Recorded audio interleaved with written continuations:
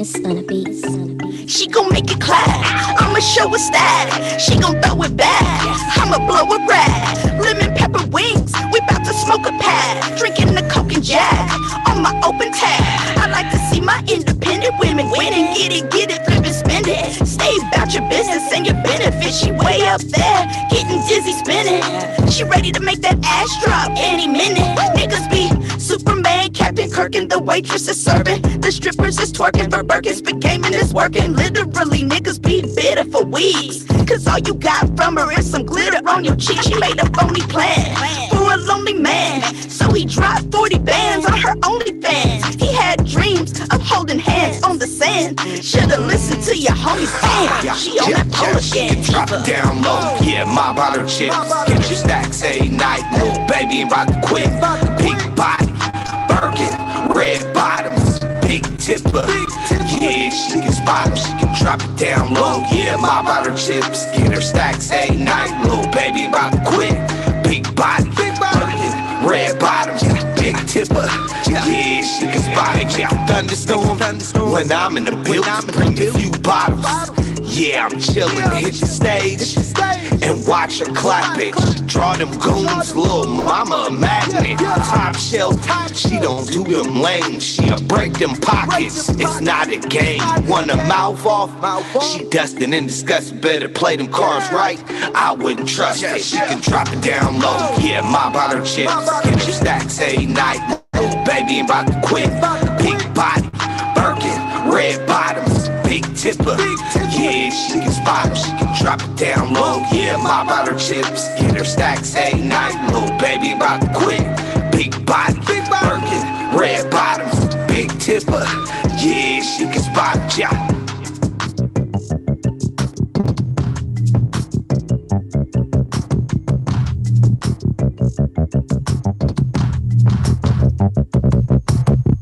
More shocking than the EKG, young Kilo G, yeah, you know me.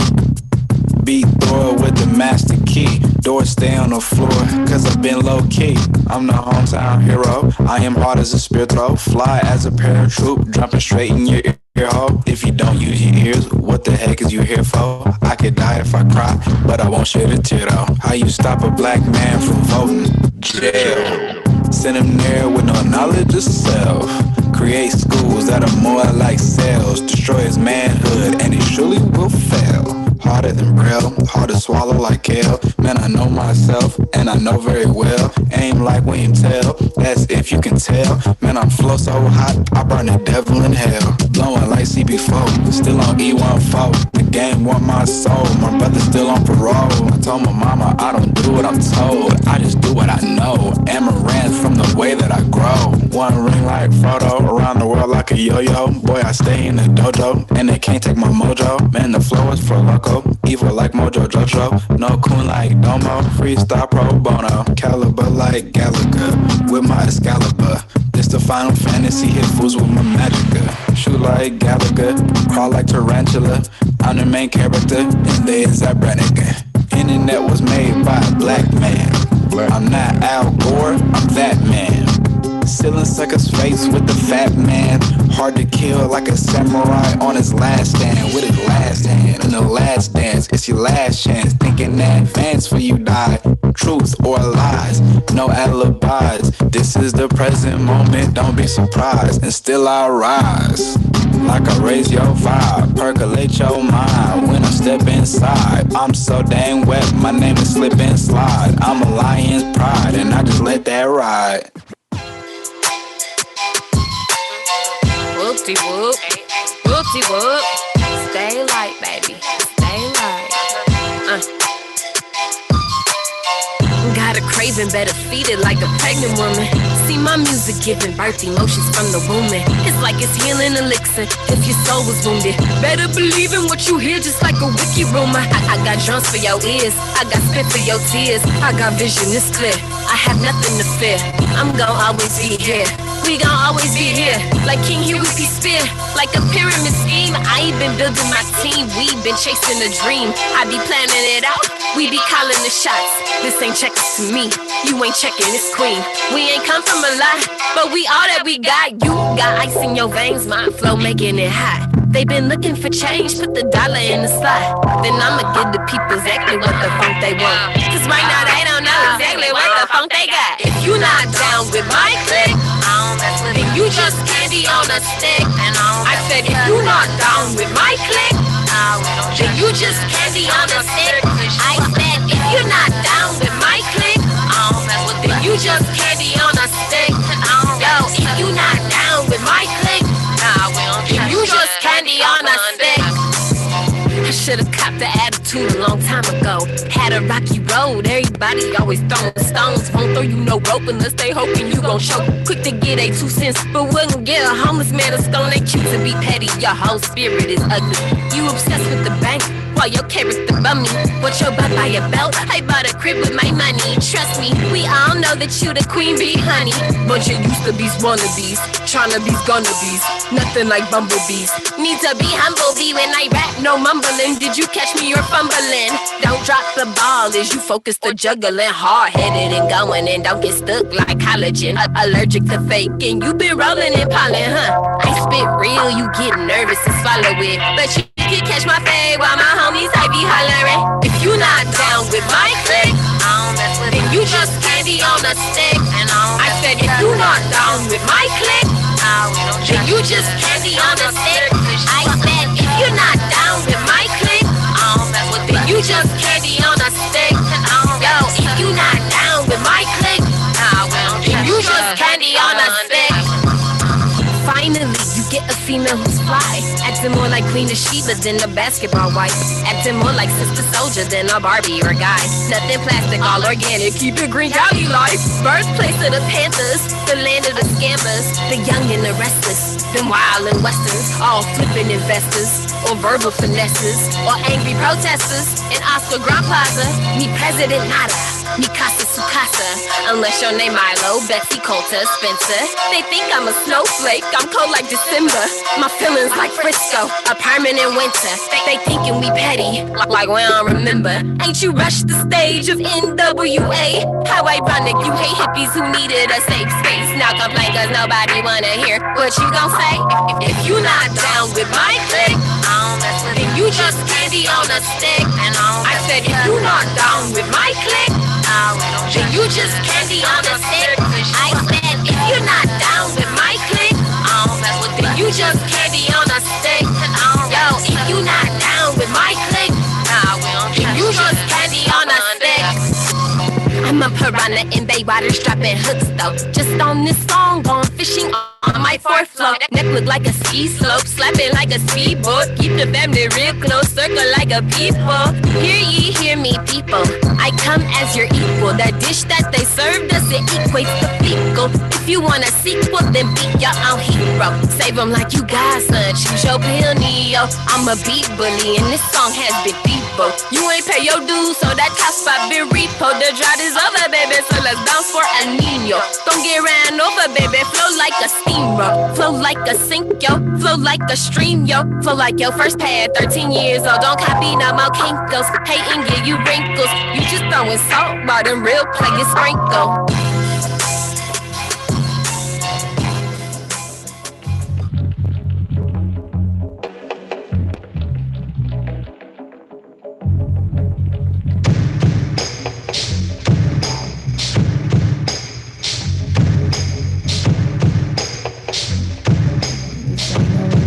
It's that I'm contemplating life through the lens of death. Sleepless nights begging for a rest. Cardiac is sped up from dreams gone bad. Hot sweat on a platter, queen size with a ladder and a pea underneath. Is this how it be? An eternal sleep without repentance. Better get started, hot some water, light a candle and go far in. As far as time's concerned, it's a blur. All I'm in is all there is. This moment in the making of it, better intend on my creations. Cause when I'm creeping through my back doors, distractors get what I ask for without paying attention. So it's stole from me. I wanted deep sleep in my place. I squeeze parables between a few bars just to get space. They got a hold on me. I went to my highest mirror and it told on me. How you doing? Nah, how you being? What happened to you, cuz? That's all I'm seeing. So how was your hearing? Better check the rhymes, Q-tip, and follow advice from this chick. Like, how you doing? Nah, how you being? What happened to you, cuz? That's all I'm seeing. So how was your hearing? Better check the rhymes, Q-tip. So you better check the rhymes. No guess about the quest to be daylight, my soul.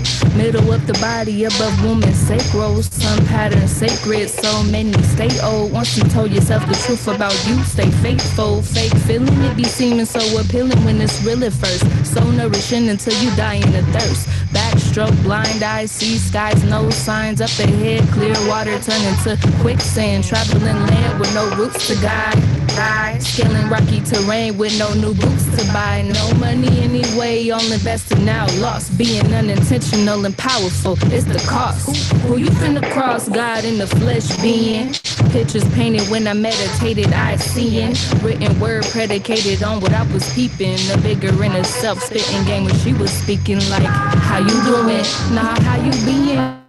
What happened to you, cuz? That's all I'm seeing. So how was your hearing? Better check the rhymes, Q-tip, and follow advice from this chick. Like, how you doing?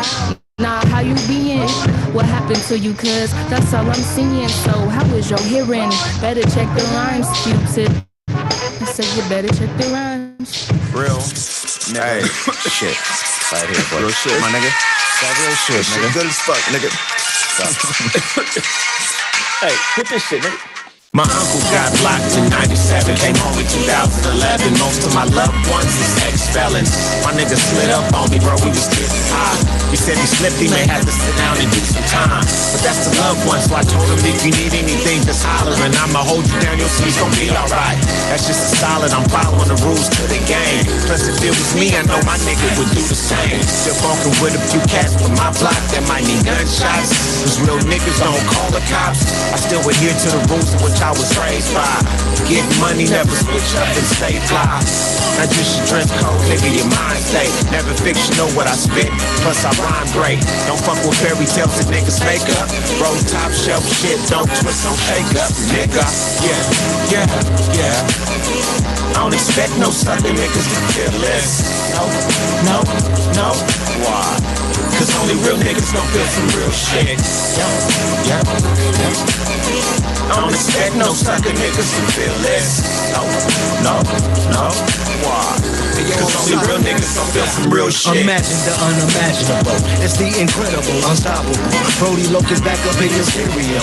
Whoa, hot damn, back up on my bullshit. Master of disaster is the pastor in your pulpit. Talking this shit, I spit a loogie in your Wi-Fi. Crumbling his birthday cake. And these is high times. I've been seasoned, might as well call me Zatarans. I was in the project buildings where they used them battle rams. Embraced by soldiers with a random numbers through fingertips. With flip phones and triple boosters and unruliness. Stayed away from sucker shit, stayed away from dirty rats. Sat on that couch, got off an ounce of some of that soft fat. By the time I'm 22, shit, I had a lot to lose. Big brother did a bid, and when he got out, he said, we gonna get rich. Don't count me out.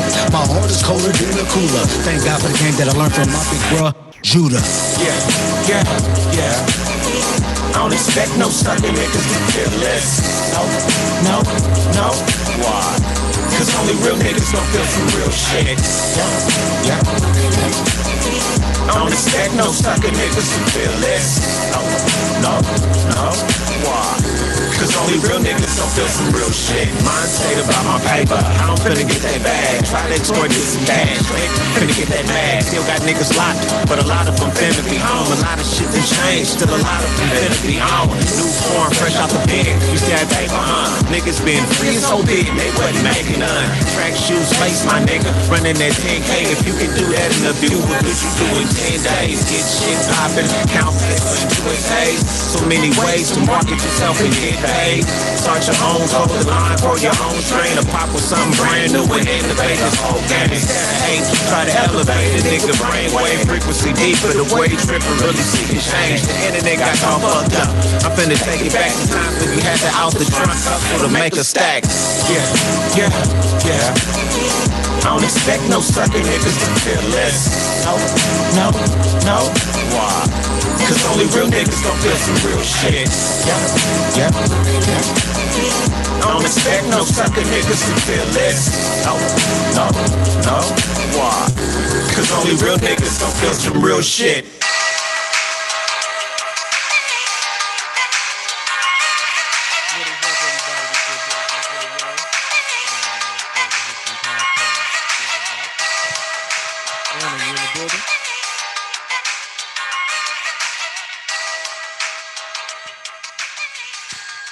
Anna, are you in the building? Yep, I am.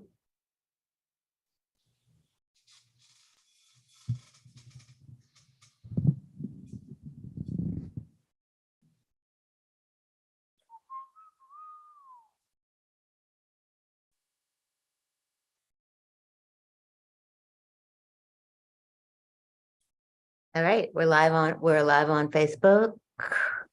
What's up, everybody? Welcome to the first Global History Radio of 2023. Yes. Yeah, Happy New Year. Oh yeah, Happy New Year. Now, it looks like we've been gone for a while, but we haven't been. We simply got nailed for showing news clips, which is really annoying. I mean, I respect copyright. I understand the dangers of not playing other people's music, but this is just to inform people. This was obviously news clips. So yeah, it makes it look like we've been slacking off, it makes it look like I've been slacking off because you got a bunch of shows. Nobody's been slacking off, y'all. Okay. Everybody's been busy. It was the end of the year. Yeah. A lot of stuff happened. Who knows, man?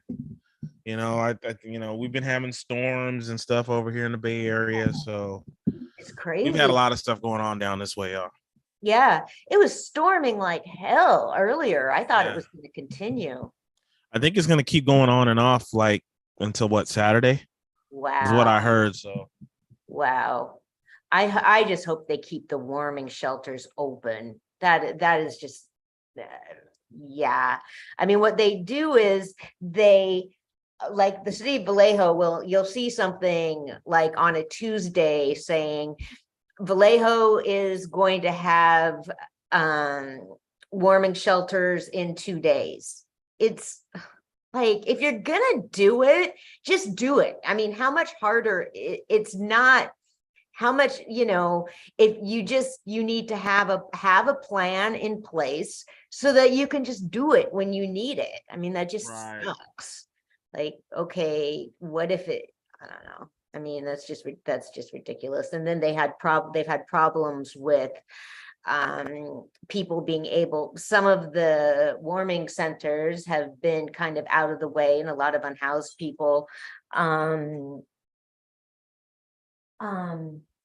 lot of unhoused people don't have cars, and I don't even know. I mean, and I heard they don't even have, some of them don't even have like cots or something, or I don't know. I mean, it just seems like there should be like sleeping pads or something. So yeah, it is not cool out there.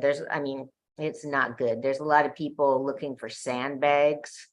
So yeah, this is one of those times where I'm happy not to be a homeowner. Yeah.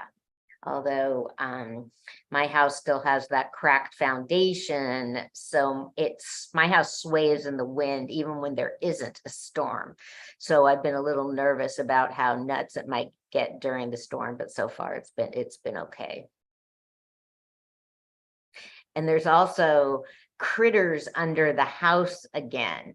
So the handy guy came over because at one point he nailed a board over this crack where they were getting through, and then I noticed the boards moved. So I mean, I don't think cats are pretty smart. I mean, cats could, I don't know, maybe they like teamed up or something. I don't know, but they got it open. So he has to go down into the garage and kind of chase them out and then cover it up with the board. And he said there were possums there. No, man, I do not want fucking possums. No, just no. So, oh man. Yeah. So what else is going on? Were you watching the game Monday night? Yeah, I saw when the dude got hurt, man. That was crazy. It was, but I kind of don't understand why I mean, people get hurt. Don't football players get hurt a lot? Yeah, but it's different when someone's like almost close to death or could be dying. Yeah. It's a little bit of a different thing. It's just, I get your point. It is part of the game, but when people get hurt like that, it's kind of a big deal. Yeah. Yeah. Well, what I saw was it's a heart attack. It's weird because I mean, I've seen that other times where when an athlete has a heart attack, it's because they've had there can just be like a condition that hasn't ever been noted. There's conditions that just you don't know about until there's an incident. You'd think they'd had, don't you think that they would be screened for stuff like that? I think they are screened for stuff like that, but sometimes the guy took a hit. Some of these dudes take hard hits, and sometimes you just never know. Yeah. With this guy, from what I remember seeing, the doctor said it was called comatosis or comatus or something. There was a weird name for it. Mm-hmm. And he said it rarely happens to people. Yeah. That this guy took a big hit at a certain time when his heart was doing something, and that's what did it. Yeah. So it's not like the way he was making it seem like, we don't know the whole story yet until he gets out and says it, but they were making it seem like it was more of the hit that did it, and he got hit at a wrong point. He got at hit the wrong time. He got hit in the chest. Yeah. Yeah, because the heart goes through like cycles. It's the heart's not always beating the same way. It goes through different things. So it's just a matter of just very unfortunate timing. Very unfortunate timing. Yeah. Well, I sure hope he makes it. I mean, I don't know. It's just so, I mean, when you see a young person collapse like that, it's really hard. But when you see just all these players just like falling apart like that, it was just really emotional. So, yeah. Well, the players were the one that actually stopped the game. Do you know that? I heard that. Yeah. Yeah, they were the one that stopped the game. They weren't going to play. So did they, because they stopped, they stopped the game while they were doing CPR. So then were people telling them to go back and play after that? I don't know if they were told to go back and play. They didn't say that, but the players just said they weren't. I mean, they stopped playing. All the players went back. I don't think they were told either way. They just stopped playing. Yeah. So. Well, they have to stop when something like that happens, though. Well, yeah, but most of the time, I don't know if you've ever seen a lot of games, if something bad happens, they usually continue going. Do they? Majority, 99% of the time, they would have kept playing. But this was a little bit different because, the guy could be almost dying. We don't know what's up with the dude right now. Right. So I can understand why they didn't want to play no more. Right, because I guess there's a lot of injuries that you would just kind of be used to seeing if you're right. But yeah, I mean,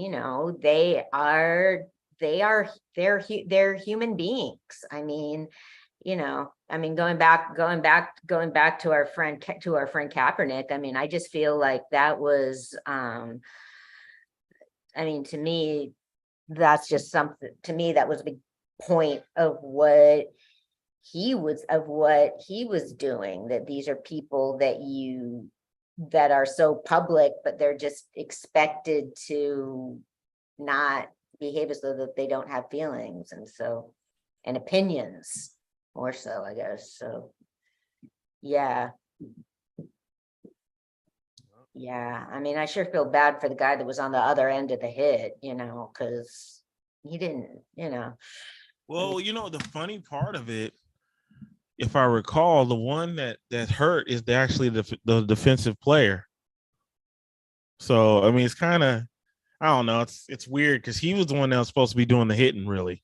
Right. It was, Right. the other guy was an offensive player, but Right. Well, that's why it would kind of make more sense for it being kind of a different sort of health issue. Cause I mean, if they're saying that like what the problem was he got hit in the chest. So that wasn't necessarily, so, it wasn't like a traditional like thing. So yeah. they're supposed to hit the chest. They're not supposed to. They stopped them from hitting heads. They don't go helmet to helmet no more. So right. Usually most of them go for the front area, the stomach, between the stomach and the chest. That's usually where they try to hit because they won't get penalized. Right. Technically it was a good hit. Wow. Okay, so it's like I said, the guy just got hit at the wrong time. And it just he was an offense? No, he was on defense. Okay, so if he's on defense, isn't he the one that's sort of like expecting to get hit?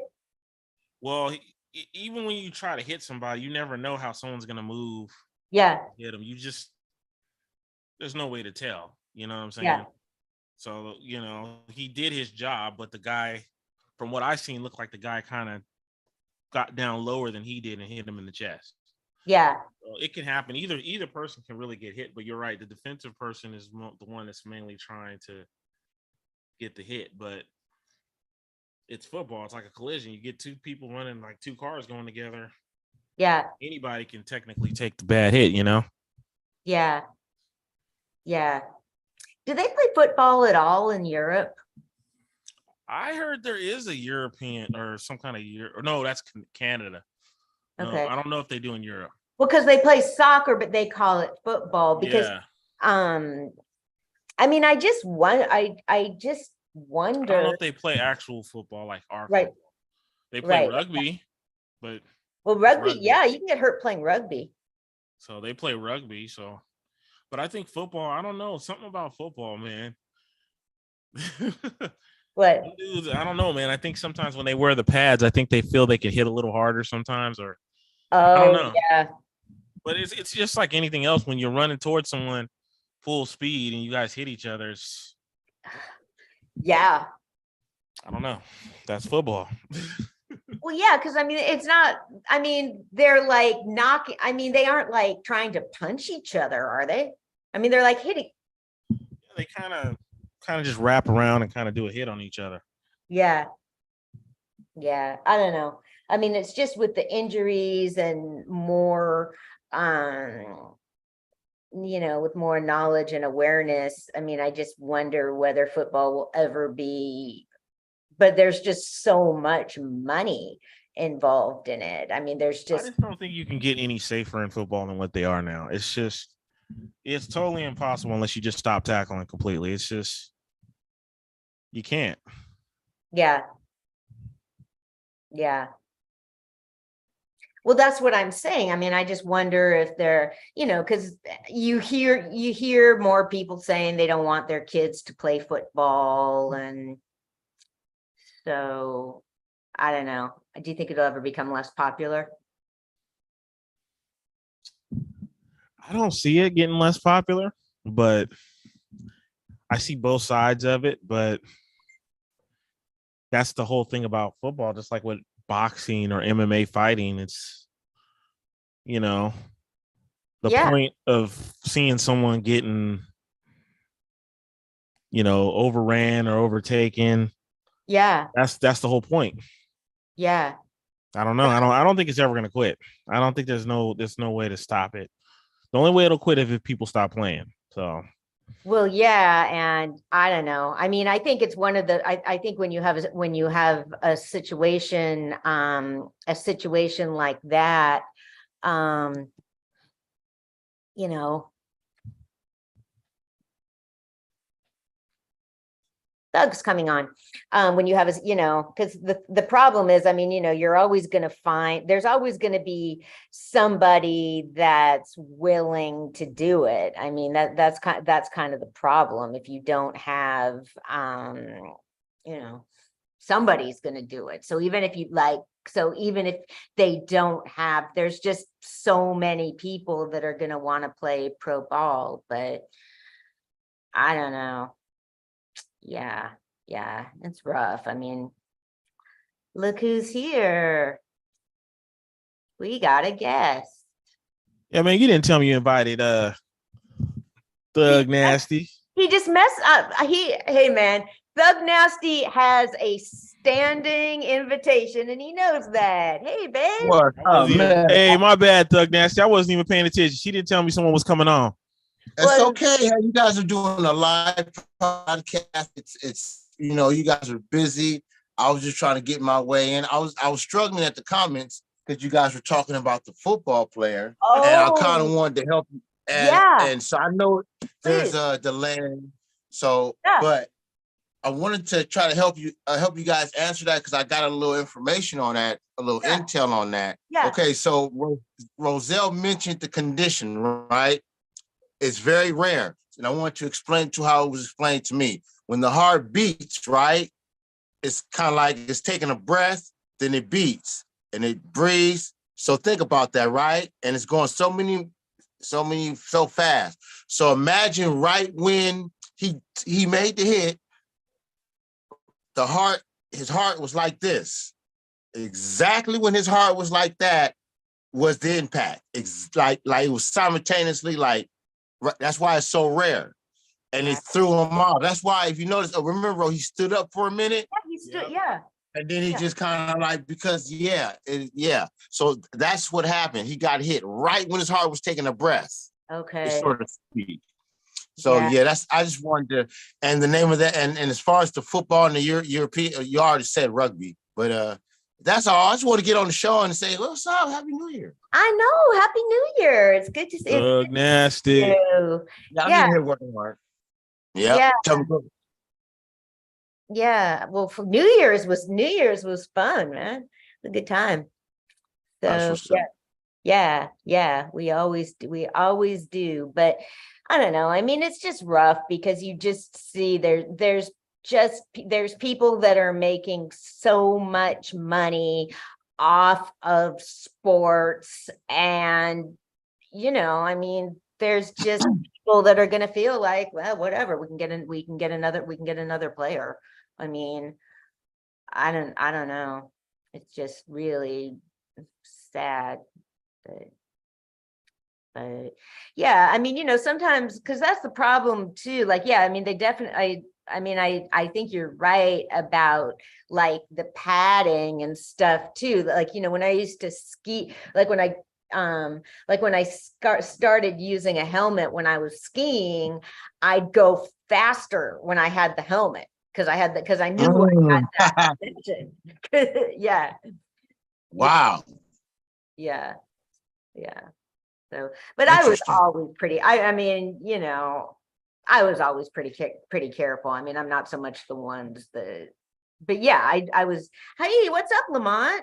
Let me know if you want to come on, honey. Have you been on with Lamont, our friend? He's a good guy. So yeah. Yeah. So what you got going on for this year, Thug? Man, I'm just working, man. I'm trying to, I'm just trying to keep my foundation solid and work on my dynasty, my brand, like I'm into monetization. Monetization. Yeah, that's the word. I'm into monetizing everything right now. It's all about monetizing and distribution. Okay. Oh yeah. And when I get into the podcasting, it's all about being syndicated. Like, like that's what it's all about right now for me is building that brand and getting that bag right now, man. Yeah. Yeah, keep doing what you're doing. Yeah. Yeah. I mean, I was just stunned. I mean, you know, I'm sort of like moving up a bit. I started getting grants for, I mean, I got like a real grant for Bayard Rustin Symposium, like the biggest by far I've ever gotten. I was like, whoa. That's you know what Yeah. I'm saying? Yeah. Yeah. Yeah. I mean, that's like recognition and a big thing that I do, you know, because I'm like, you know, my mother was strict about stuff like that. Everybody gets like a proper handwritten thank you note, all my donors. So I've been able to build this. And the biggest thing I always, because people just wanted, I always tell them, like, because of you, we are able to make this event free. So, Right. you know, that's the big thing. So I just want to thank my sponsors so much. And you guys make it possible for me to do what I do. And because I'm going to have like a real top-notch tech crew, like running the show, and, you know, trying to get like somebody monitoring the YouTube and the chats and bringing everything all together and just trying to make it as interactive as possible. Wow. Yeah. Deanna. Yes. I got it up actually. I put up your flyer. Can you tell everybody about what's going on? Yeah. So yeah, I'm kind of like this will be practicing my speech, how I'm trying to put it. Okay, so Bayard Rustin Symposium has been going on for 6 years. I missed a year. So this is the 5th Bayard Rustin Symposium. And it's a symposium because it's multidisciplinary and multifaceted. And I've always wanted to, in different years, there's been music and stuff. I'm always hoping that there will be more music.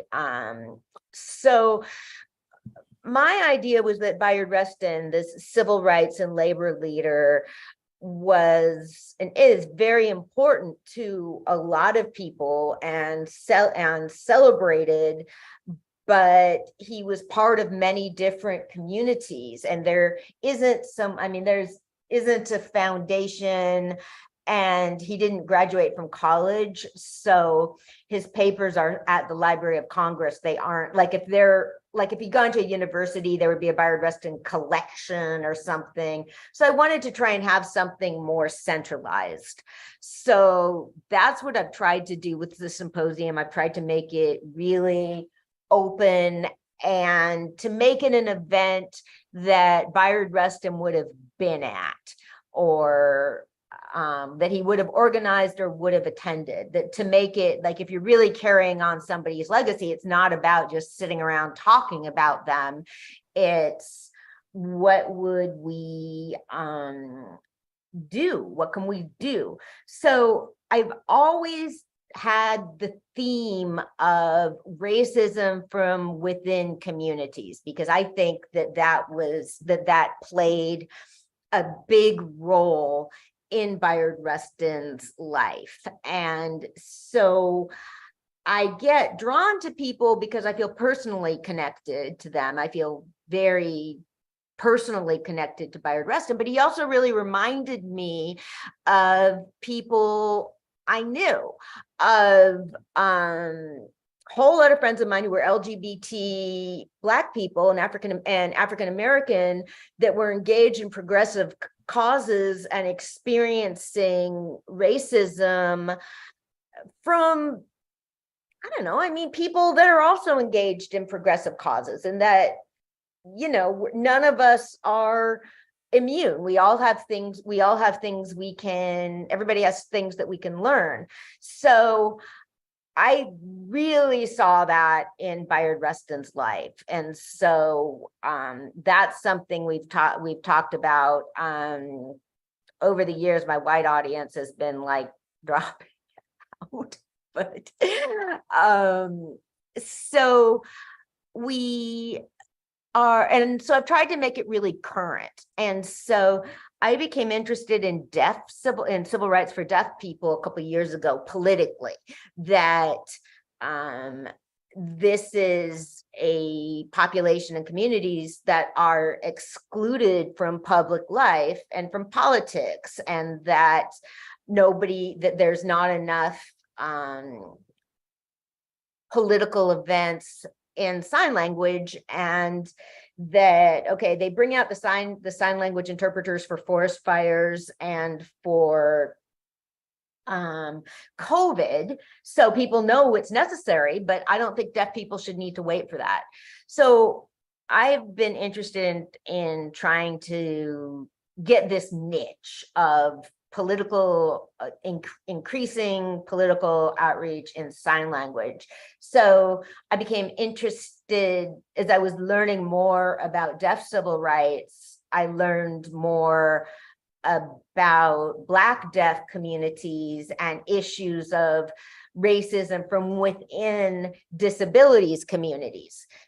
Like, one of the things that's happened is like, when you see sign language interpreters going viral for signing rappers, it's usually a Black interpreter that started it. So you have people's content and being ripped off, people's creation being ripped off. And so that's kind of how I got. So that's been one of my interests. And so this is the second year that Teddy Dorsett from National Black Deaf Advocates has been presenting. And so we'll be finding out about their work. And a big thing that they're trying to do is just find a physical repository for their archives and their materials and their history. And Kirby Lynch is a young woman that just got her doctorate. So I've always wanted the symposium to have an academic component, which is rough if you're not in academia. So I was really excited when I met Kirby and found out that she has a PhD and is a historian and is a Black gay woman. And she works on the California State Reparations Project. And she's working on reparations in Vallejo. And so I met her at an event I went to that was informing people about that. So like, I've downloaded some of Kirby's work, man. It's real academic. I mean, some of it I'm just like, wow, I really need to think harder to figure this out. I mean, which is great. I just feel like I want the symposium to be a place for people like Kirby, who are really using their education, their scholarship, and their personal experience to further social justice, further curiosity. And yeah, not everything is about social justice. I kind of want to preface that too. I mean, it's also just about creativity. That's amazing. What's up? And then there's Robin Washington, who made a film that I tried to track down for years, which is about the 1947 Freedom Ride called The Journey of Reconciliation that Bayard Rustin organized. And so, yeah, I might want to, and so he made the film in the early 90s, and while some of the people that did the original trip were alive. And so that's the photo there. Up until recently, that was believed to be the only photo of that trip, of that project. Recently, another one was found, which is the same, which it was taken inside the office where that was. But so anyway, it's hard to make a documentary if you don't have material. So they went and retraced their steps and And so it's all worked in. And what I like, it has this theme of, yeah, these are our elders. So it was not only, it was the elders talking about their personal experiences on the trip, and also other archival material and all of that explaining about the trip. And the first year I worked with Robin, he flew himself out here. I mean, people are so giving and generous to the symposium. I mean, it was on his own dime. I mean, he did it because he cares, and he was a blast, man. So he's also come back on video, and so yeah, so we'll be showing his film. We were gonna stream it. However, it is now available on Amazon Prime. You can rent it. So for people that are not present, I'm just going to put in the chat or something, go to Amazon and rent this. I'm not going to stream a film, which people can just go rent, basically. I mean, so yeah. So that's what that is. And yeah, it's kind of my big thing. And I like that. That's interesting. I just learned something. Yeah. I just learned something, because I was going to ask you what the symposium means. I just looked up the meaning. That's interesting. Yeah. It was the first time I'd ever gotten to use the word. I kind of, because I was like, okay, it's not a conference. I don't want to run a conference. That's not really my thing. So yeah. Do you feel like it fits the description, what I've been telling you? Definitely. It's definitely, especially when I see the works. I'm looking at the also the flyer here. And I have to bring the phone closer to me. I remember you did a report. I'm trying to remember the guy's name right here. I watched, but I see you have these different contributors right here. Yeah. And all this little moments of time in history. So yeah, of course. I like the word. I was actually going to put it in a bar or a lyric, like, something like that. I could use it as a cool metaphor. I'm weird like that. Yeah. Oh, I'd love to hear that. Yeah. Oh yeah, kind of like if I told that, I could say like my style is like a lyrical symposium, Yeah. kind of like a lyrical symposium, Yeah. It's like a bunch of essays on a subject or many subjects, It's like, yeah, lyrical symposium. Hey, that'd be a dope name for like a compilation or something like that. Okay, I'm done. But that's kind of why I call it the symposium, because I want people to bring their ideas in. And I like that. Yeah. We had last year, a friend of mine sang, because Bayard Rustin was a singer. He had a beautiful voice.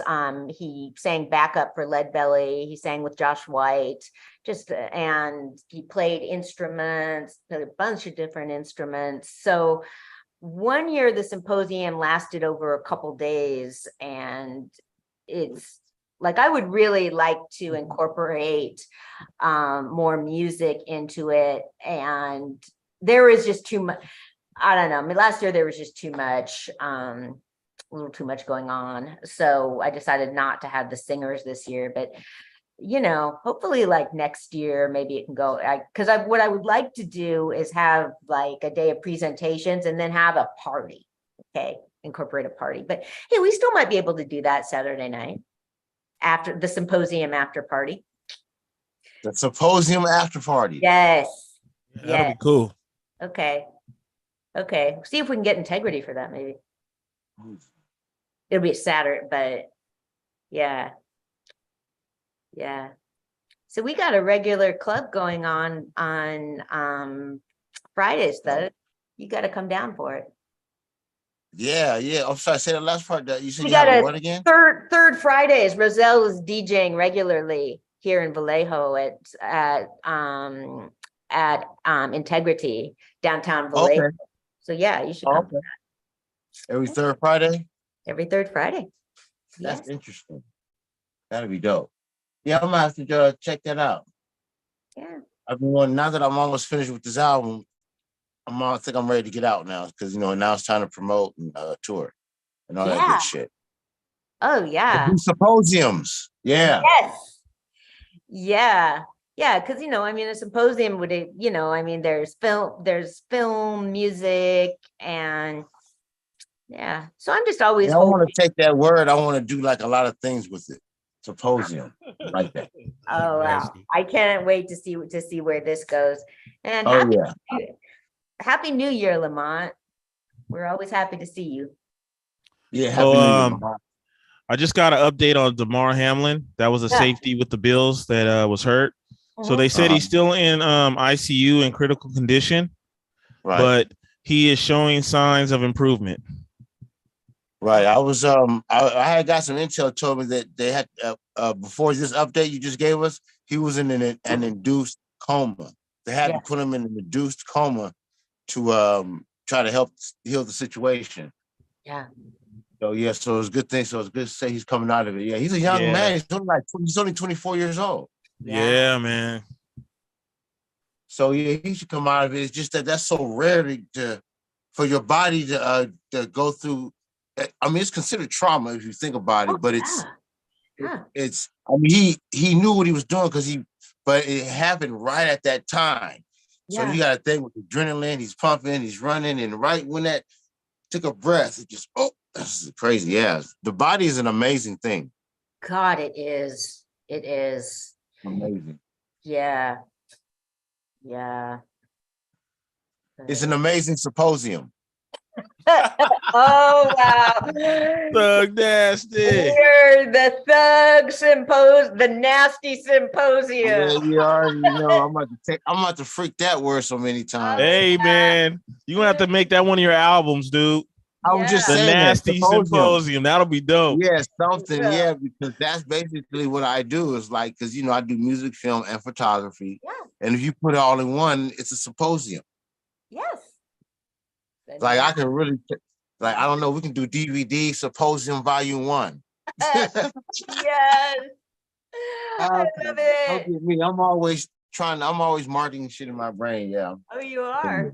You are. Yeah. Definitely. I am. Definitely. I am. You got any new music coming out you want to let people know about? Well, definitely, and shout out to Roselle, man. That's my DJ, by the way. DJ Roselle in the house.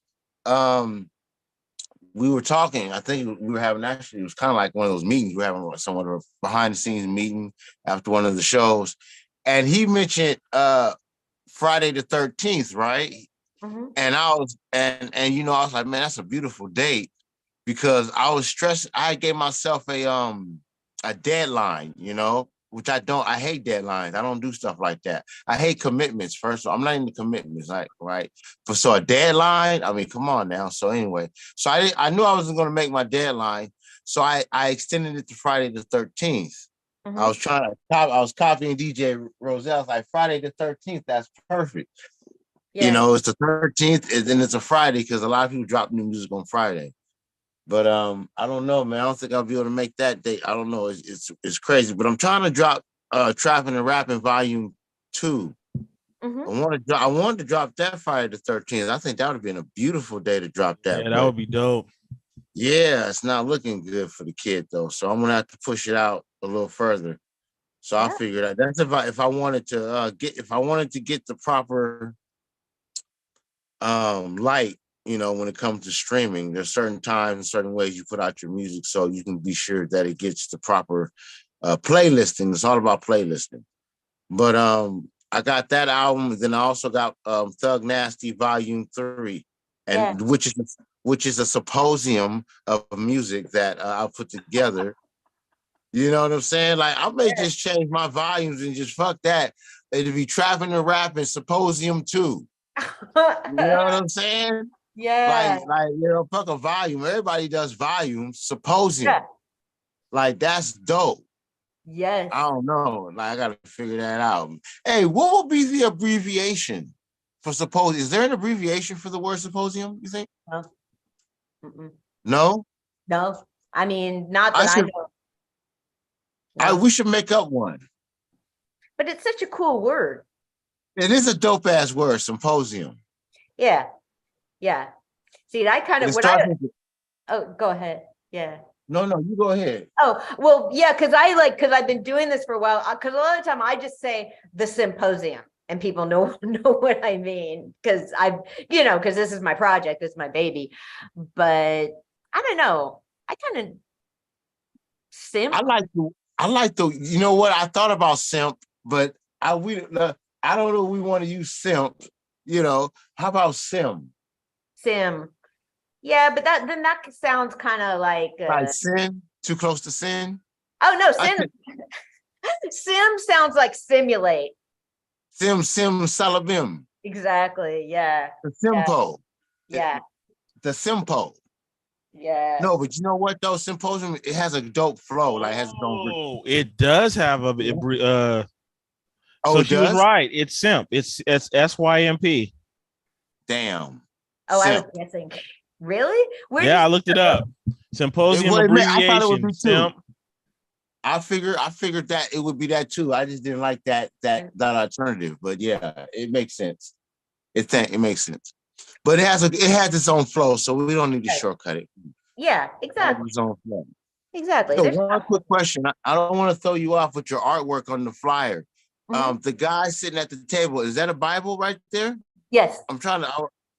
Right, and he's sitting there, and I was just, what was the artwork on the flyer? It's interesting. I was just wondering, what was the or the artist, or the motivation or direction or idea, or what? Like, can you tell me more about that illustration? I asked an artist to make it because Bayard Rustin read the Bible every day, and I'm writing a comic book about him, and so this is an artist who unfortunately I'm no longer working with, but I still got that image.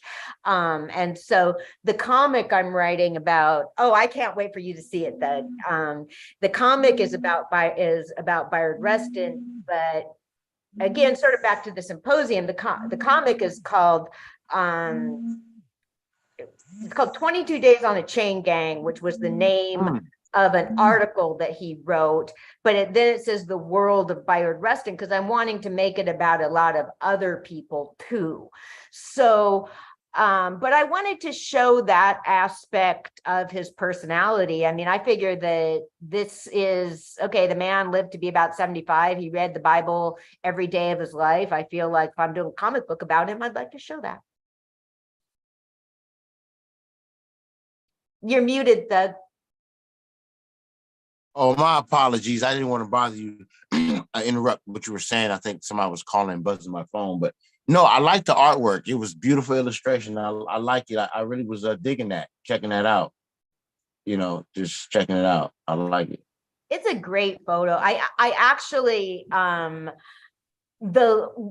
had wanted to take out the cigarettes because at one point I was like saying like, yeah, I want them with cigarettes because it looks cool. But then I was like, no, man, that's the whole reason that cigarettes aren't supposed to be in portrayals, because I don't want them. But I'm no longer working with that artist, so the cigarette's there. I just know it's real though. Yeah. The cigarette makes it real. Yeah. Yeah. But I really want to go to young people. I wanted to, like, I have this other issue that I've had with the writing, because he was on, we decided with, they were doing like sit-ins, they meet some pretty nasty racist people, and he's on a chain gang. And so I'd already like censored it to a certain level. I'm like, I understand. I'm like, no, we're not going to have the N-word in my comic book, but I'm taking even I'm just kind of looking at it really closely, I'm trying to figure out, like, with my scripts, like, okay, how am I going to like design people getting dragged off of buses? Well, maybe I can, like, I don't need to cover everything in a way. I mean, I just feel like it's well known that there was lots of violence and abuse, and it's going to be clear that the chain gang is not a nice place to be. But I feel like I don't need to be the one to be. People know that, especially young people know that. Young people know that there is plenty of, racism, violence, and abuse. They know that. They don't need to be told that. So you know, like, yeah, so I'm definitely evaluating it. And like, I think there's going to be like one scene, I think, where the chain gang boss hits somebody, but that's going to be about it, you know? So I want it to be, you know, there's a lot of material.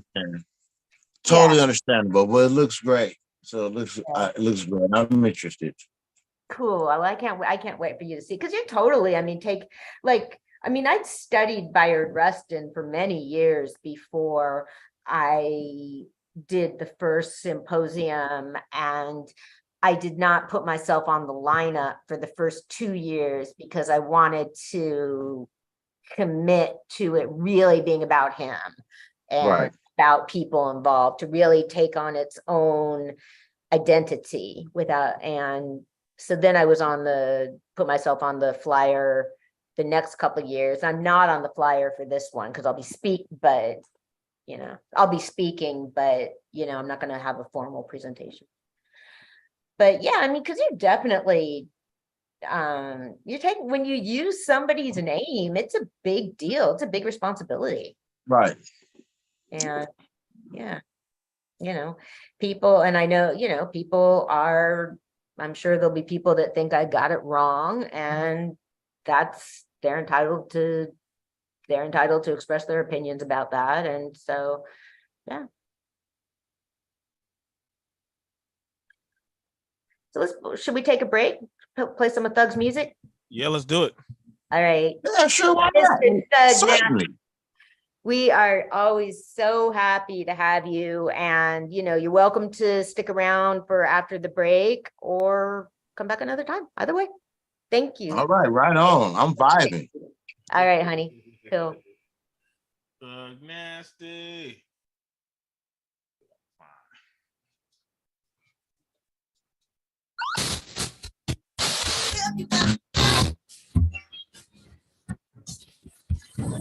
Showtime! Hello, my people. On tonight's show, it's a rap and bitches extravaganza. We're gonna be premiering some dope new tracks by rapper / porn star Thug Nasty. I love Thug Nasty. Ha! Real cool guy. I mean, this dude had a lot of porn sites. I can't go to his porn sites on the show because we can't call me Ustream and YouTube and everything. But trust me. Just search for Thug Nasty, you'll find. I'm sure he'll tell us what site for our so let's call him now. Calling Thug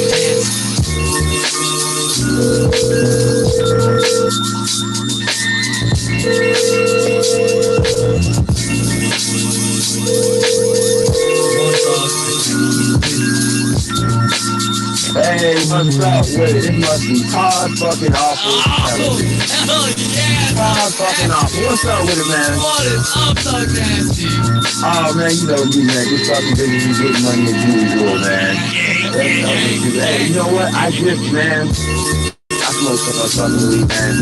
As soon as I see the fucking number, I just remembered he had an appointment, man. What do you part off with television? Alright. Part off with .com. What's good, man? What's doing over there?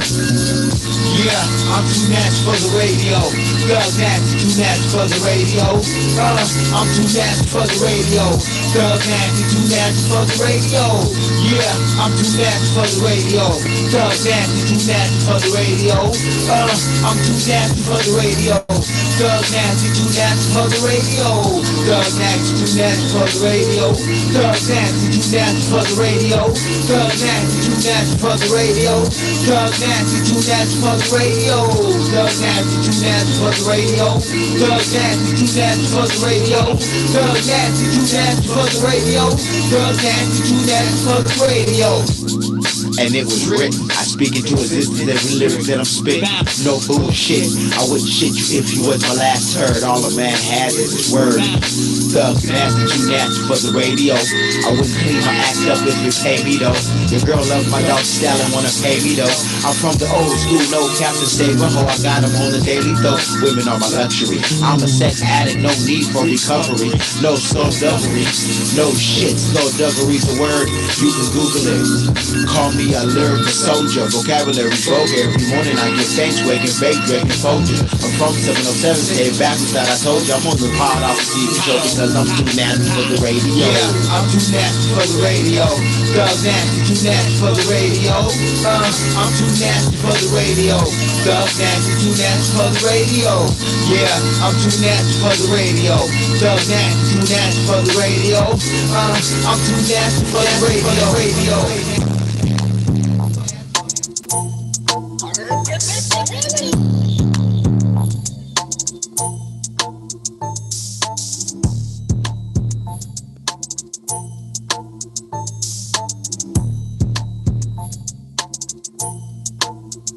My woman got $1 million body with a food stamp face. I give her beer money for a champagne taste. She told me it don't bother her that I'm a cheapskate, so I took her ass to Mickey D's on her first date. Yeah, she's having fun and I'm loving it. She got me singing ba da ba ba ba while she's sucking it. She's a cheap date and I'm a cheapskate, getting head with a Happy Meal on her first date. Yeah, I only love her when I'm getting sloppy topped off. She deep throated when it's hard, suck it till it's soft. Throat goat, don't choke, gag nor cough. She been at it about an hour, Mrs. Lockjaw. I only love her when I'm getting sloppy topped off. Deep throated when it's hard, suck it till it's soft. Throat goat, don't choke, gag nor cough. She been at it about an hour, Mrs. Lockjaw.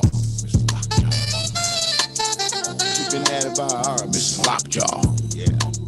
Miss Lockjaw. She been at it about an hour, Mrs. Lockjaw. Man, I know you ain't in here calling me no Lockjaw on a motherfucking song. Man, you talking about me, but let me tell you how you be. Temptation, oral fixation, tongue on his tip cause he love the sensation.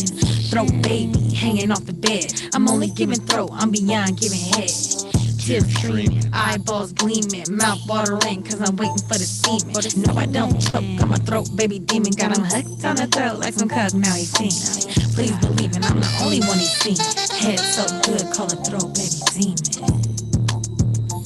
I said head so good, call it throat baby demon.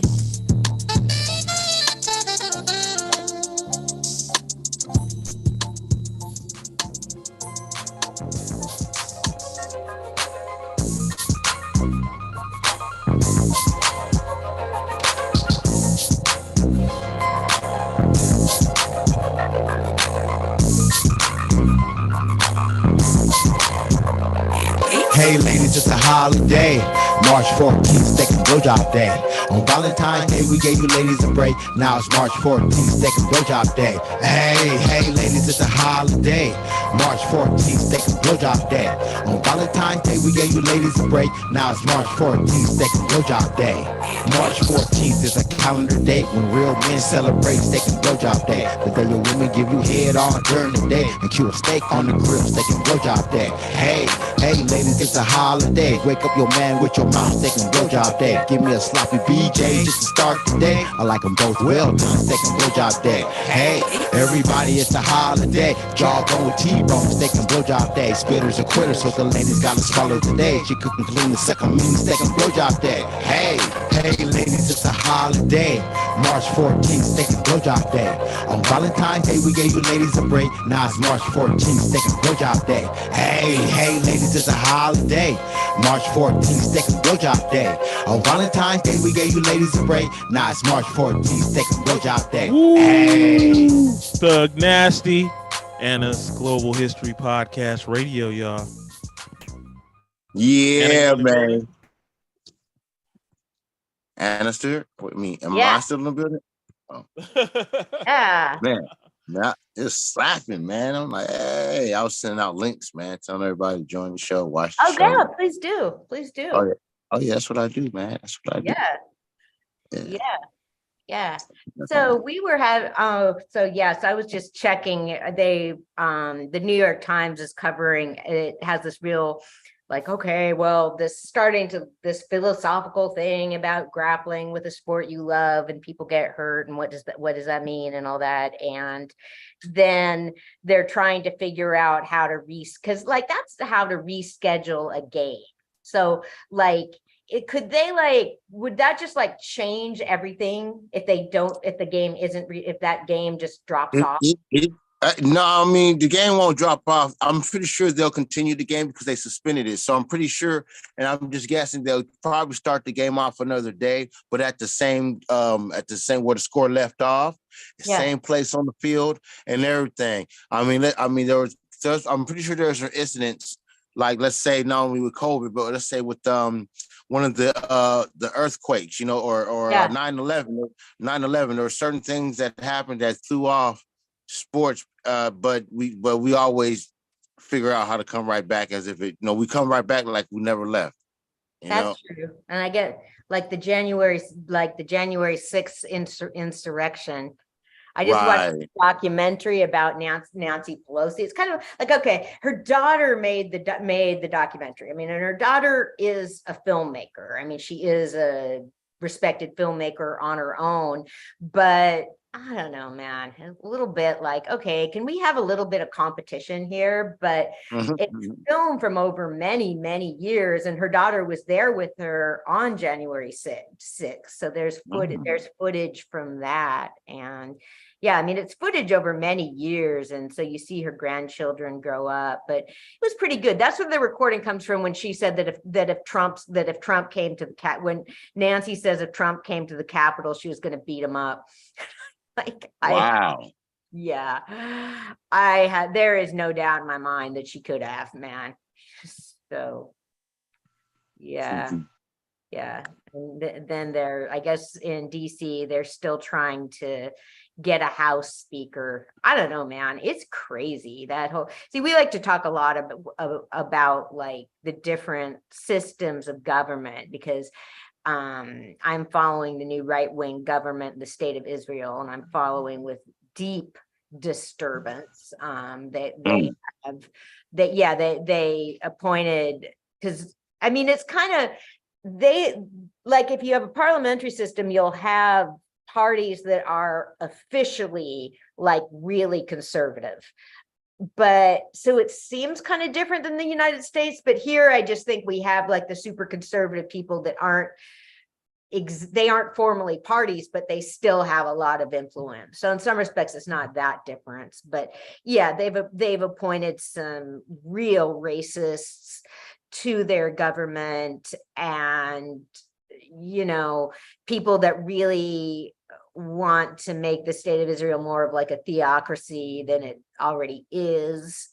And plenty of people disagree with me about that. There's people that, and no place is a perfect democracy, but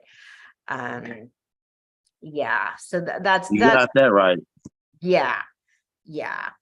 So this whole, they're talking about I don't know, but just the way that country manages to get religion into government, it's just unique. And the United Nations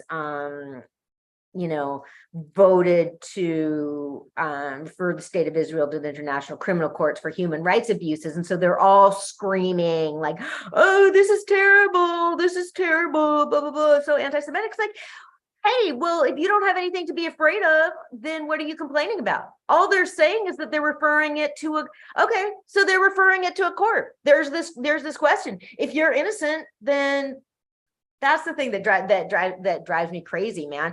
It's like they think it's like they claim that you're doing something you're doing something wrong by questioning them. Like, okay, people are saying like, okay, the first step is to have a trial, have a tribunal, have some sort of process or procedure. And if you people think that you're so innocent, then what are you afraid of? So yeah.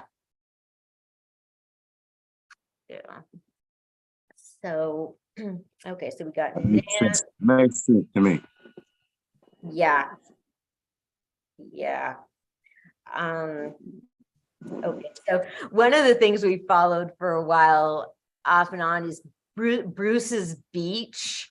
It's a waterfront property in around LA in Southern California that was owned by a Black family in the beginning of the 20th century, and it was a resort for Black people. And there's just an amazing photo. It's called Bruce's Beach. Doug, if you want to look it up, there's some really beautiful, beautiful photos.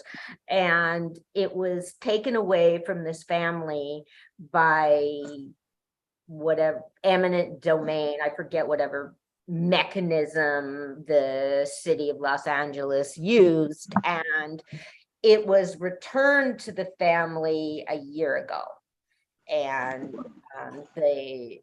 but it's just so complicated, because I've just been looking like, okay, it's just like sometimes like, okay, if you return the resort, like, yeah, it's very valuable, but if you don't have cash in hand to maintain a huge piece of property, it's just not, unfortunately, it's not that simple, I guess. Or like, okay, are you, so they sold the family, and also the family sold it back to the city of Los Angeles, which will now probably develop the fuck out of it, because, I mean, I'm sure that there were some family members that would have liked to like open it back up as a resort, but you need crazy money, you need crazy cash to do something like that. Whole resort? Hell yeah, you need capital. Do you know how much they got for it? How much the city paid them? 20 million. Damn. Yeah. Yeah. I mean, I have no idea, obviously, what stuff like that is supposed to cost. But well, I mean, no, 20 million is a nice little penny. I know, back when streaming was started, Apple gave Drake a $20 million deal just to string some music exclusively on their platform. 20 mil, yeah. 19 was about 19, 20 mil, yeah. It is, but it's not just, it's a whole family. I mean, it's the descendants of the people. Right. I don't know how many of them this is supposed to be divided amongst. And, I mean, I just certainly, it's even when money can just cause so many problems for families. And I just very much hope that this family will be able to hang together, because it just, even, because this was, I think, like the people, I don't even know how many people, but, the original couple had several children. So you're looking at cousins and people that grew up in different parts of the country that don't know each other. So I'm sure some of them wanted to keep it, but couldn't afford to buy the others out. Right. So, yeah. Yeah. Yeah. And it's just another example of, what people are talking about with reparations and damages, because, this family was, if this hadn't happened, this family would have been sitting on this piece of property for 100 years. And so, I don't know. I mean, there's a sign up at Bruce's Beach about what happened, but yeah. So I think we've been following that for about 2 years since I first read about it. So yeah, I have some friends that have been there and seen it, but I mean, the buildings, I mean, the pictures are gorgeous from when it was a resort, but now I think it's kind of basically like just empty. So yeah, I mean, the city will, I don't know, man. I just, something tells me the city is going to come out ahead. They'll just develop that process. So, but I don't know. I mean, I just kind of send my prayers to just any I mean, lawsuits and all that stuff. I mean, it's just so stressful. I mean, this family has had to fight for what's theirs. And then it's like, okay, they kind of got back what was theirs, but it's not like you get something back and then it's easy. You still have all this other stuff to deal with and taxes and all that. So yeah. Very true. Very true. Yeah.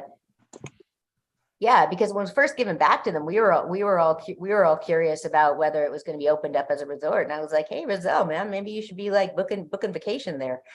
There you go. Yeah. So What year? Around what year was that when they rewarded that?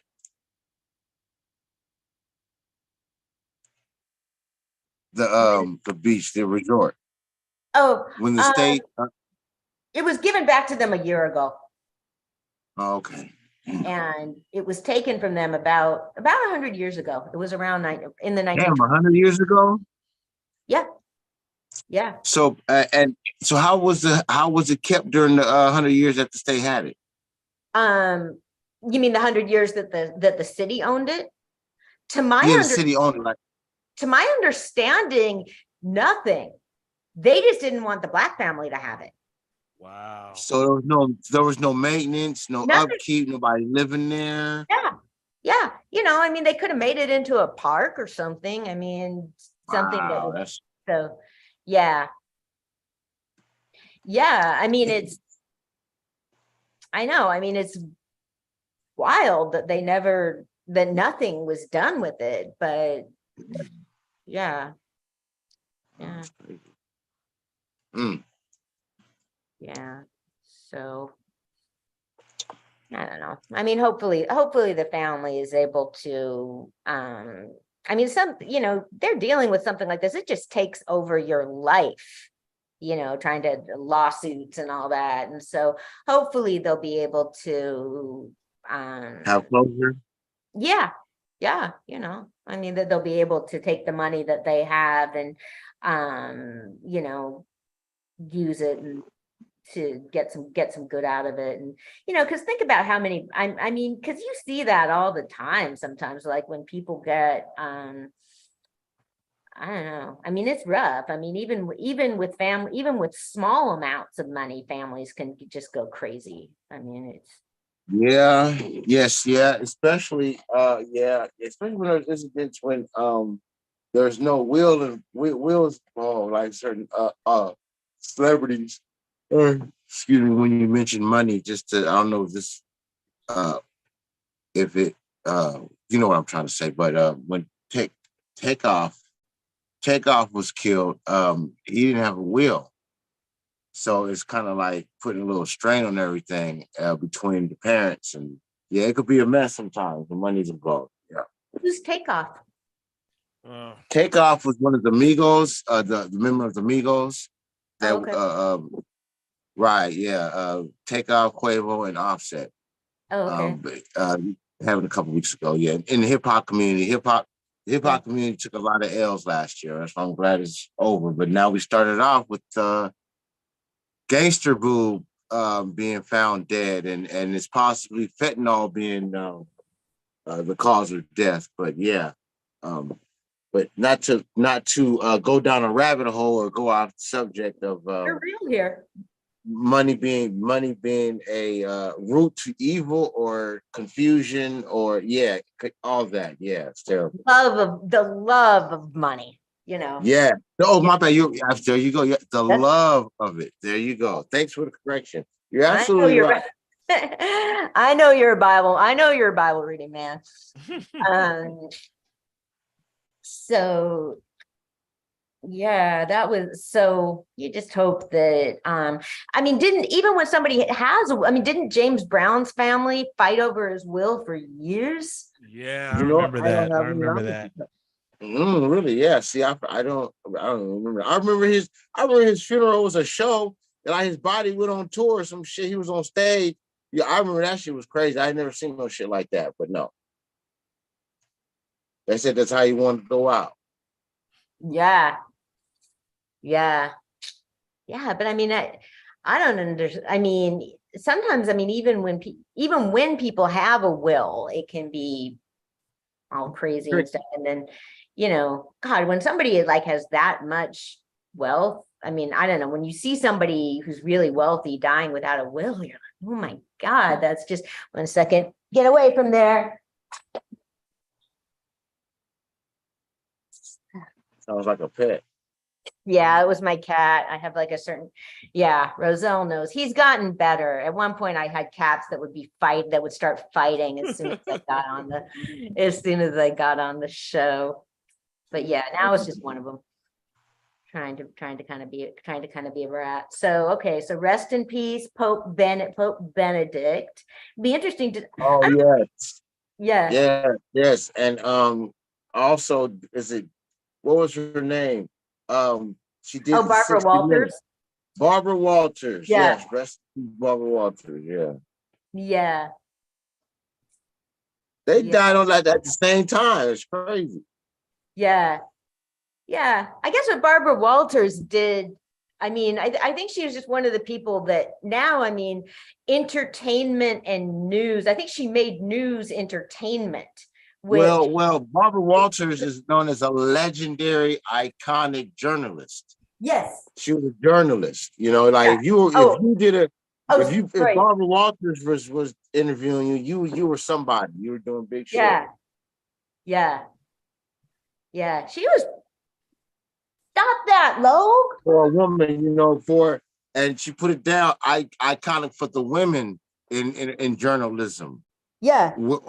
Or in the work field. You know, there was an interview with Sean Connery. I watched his podcast. Shout out to Celeb Source. But there was a iconic interview with Sean Connery. I didn't know Sean Connery was like that, man. You know, he was just like straight up. Sean Connery, I guess he made a comment like he says he doesn't see nothing wrong with slapping a woman every now and then. You know? Yeah, he was right there. It was filming. Yeah, you know, something about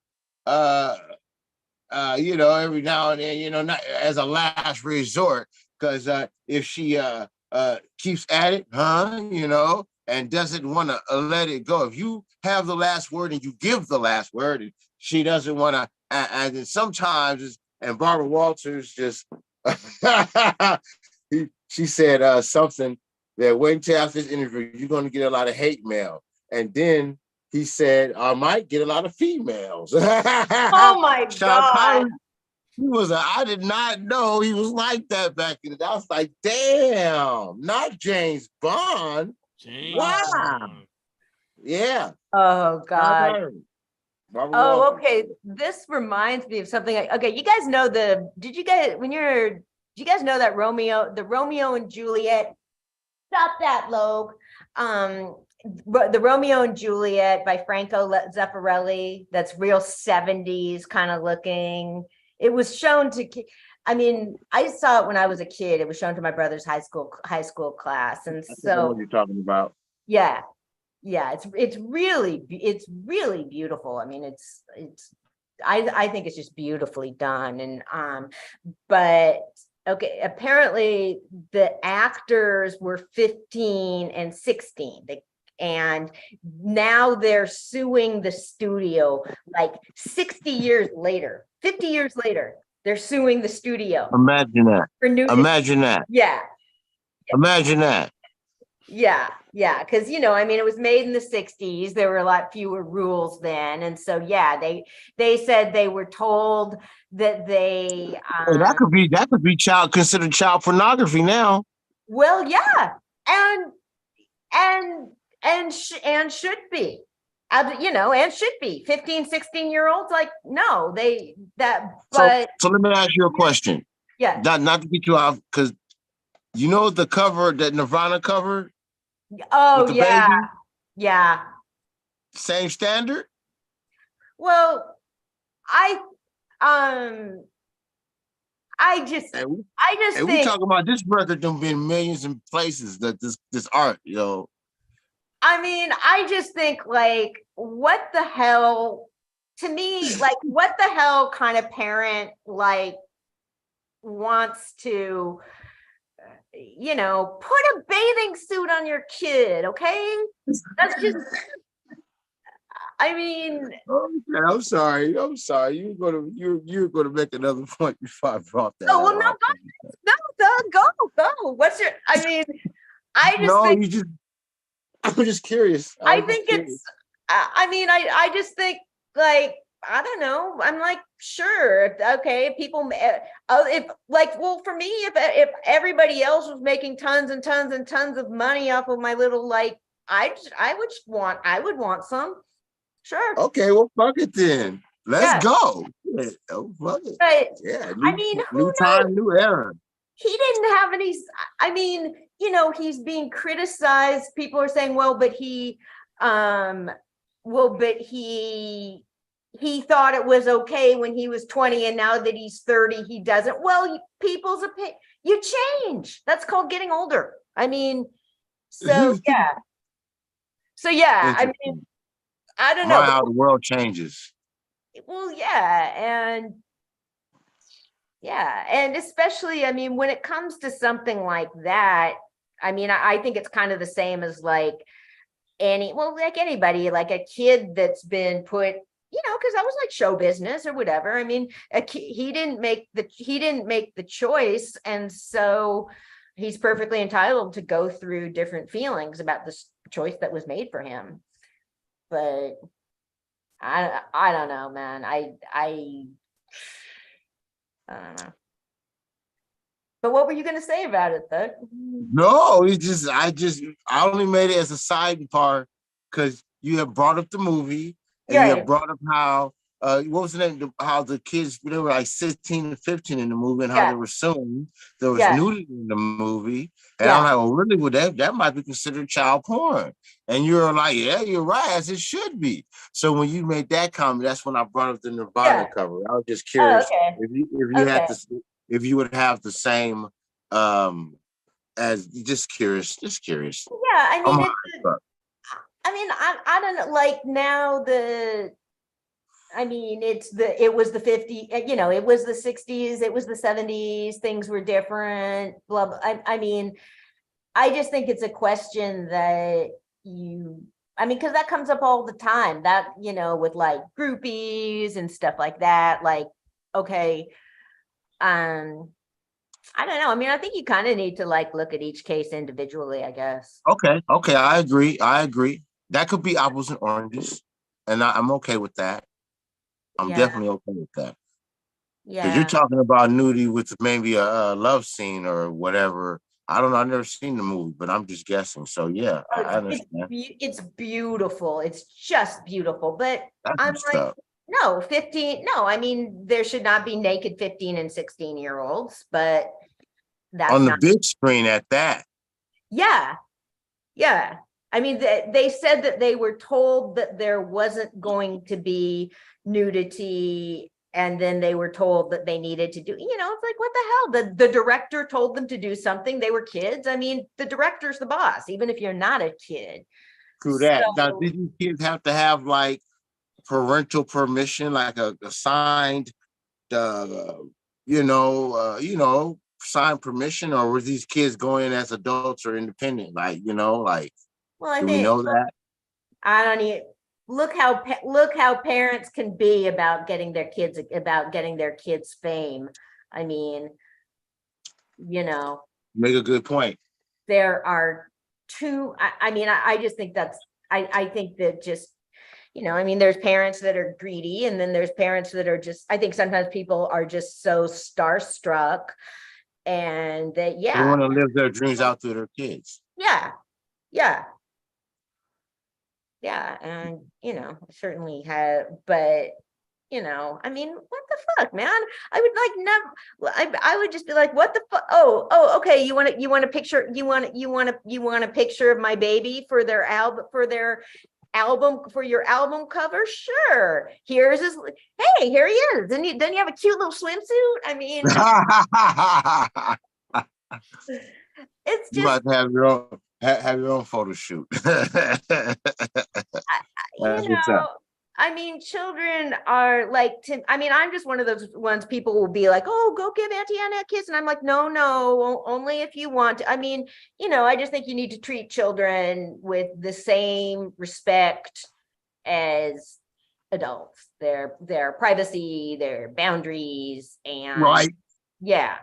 Like, okay, it's not, why is it okay to have like a naked person if it's a front on a cover, if it's yeah. It's like, come on, could you people not think about don't you think about your kid being teased at school? I mean, so I don't know, but I mean, certainly if people,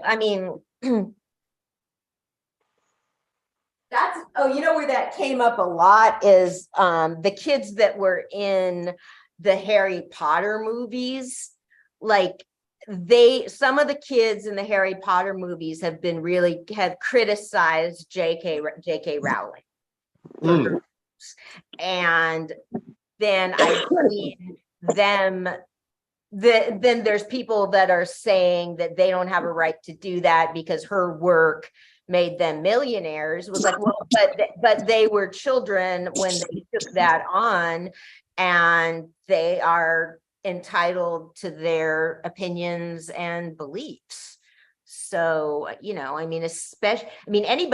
we're all entitled to, change our minds and opinions. You should be able to change your mind and opinions, but certainly for stuff you were signed on to do when you were a child.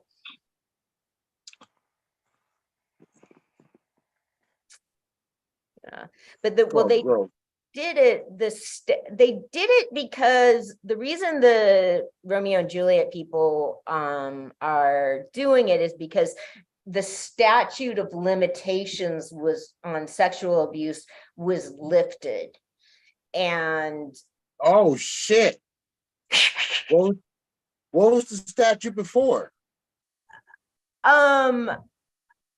It was lifted, and then they did it in 2022 because now there is one. It was lifted to I don't know. I mean, a lot longer than it was before. I mean, what did it used to be, like 10, 15 years or something? And I thought maybe 30 years. Yeah. And I think is more their understanding developed of the psychology and how of trauma and all that. I mean, I think I don't know. I mean, I think there's definitely situations where it's good to lift the statute of limitations so that people can be protected. But if something happens to you when you're a child and you can't deal with it until you're an adult, like, I think people should be able to have their day in court. I mean, particularly if it's a perpetrator that is still hurting people. I think that's it most of all, because I think going to court or whatever can be re-traumatizing. I think so far as healing the legal system, I don't think the legal system is healing. I think it can create even more trauma. So it makes sense that if somebody's a child, somebody wants to sue about something that happened with them from when they were a child, they should be able to take account developmentally about how that all works out. And then, so yeah, they should be able to do that. But man, 50 years, 60 years. Whoa. Yeah. That's wow. Yeah. I don't know. I mean, it's good that it's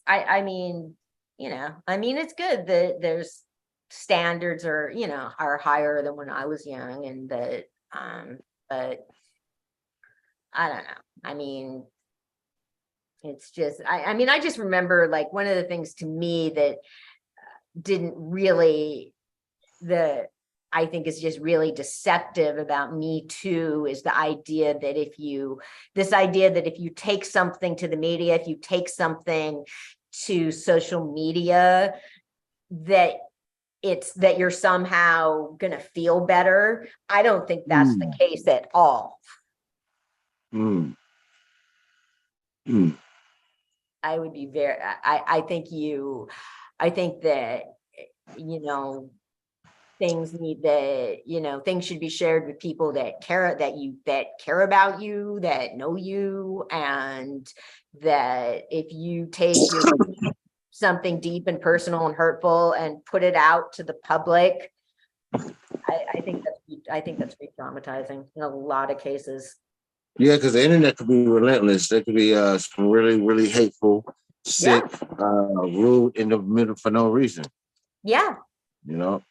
It's sad. Yeah. So I hear you.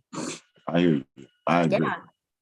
Yeah. And there's just different situations. There's situations where if somebody's still in a position to hurt people, that does make more sense. But with other stuff, I had a lot of friends. There was this time when everybody I knew was like posting, their experiences on Facebook and stuff. And I'm like, that's not, no, man, I am not throwing personal stuff out there. And I think it's just our social media culture too, that, this idea of doing something. But yeah. What you looking at, Roselle? Oh, I'm just watching our show on YouTube at the same time. time. How do we look? We look cool. Good. Yeah, I'm doing the same thing. I'm monitoring on my screen as well.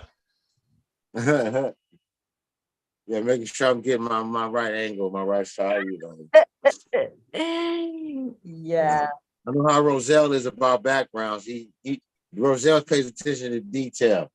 Yes. Yeah. Yeah. So, okay, you want to take let's take another break and come back, and I can fill people in on Jager Hooger. All right, let's do it. All right. Back in a couple minutes, everybody.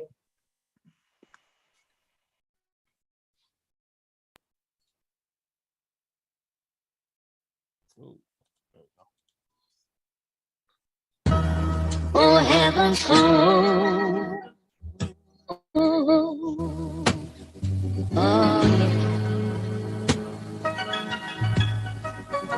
give a call. Say, mankind. Reaching the floor, waiting to slow. Yeah, Coke, Hennessy, and rum. I drink it while I'm looking on a woman till she come. I beat it from the back like I'm beating on the drum. Lord, please forgive me, cause Lord, here I come. I give it to her slow, then I speed it up. Then I grab her by her throat, then I beat it up. She told me that she was a nipple and she likes it rough. I ain't never been no pump, so I get it up. Giddy up, girl, giddy up. Ass up, face down when I eat it up. I be eating all the groceries like I need a lunch. I'm a knock for a nut, can't get enough. Show up. I'm an addict, alcoholic, and an info. Getting money for the bitches, making pornos. I'm addicted to the game, won't let it go. Is there a heaven for a freak? Only Lord knows. Presto, manifesto, presto. This is my sexual manifesto. Presto, manifesto, presto. This is my sexual manifesto.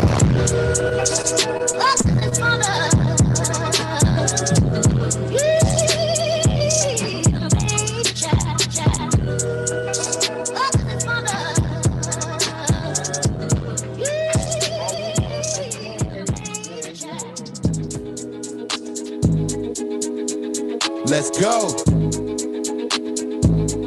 Yeah, let's get it. Let's get it. Trapping and rapping, it's nasty.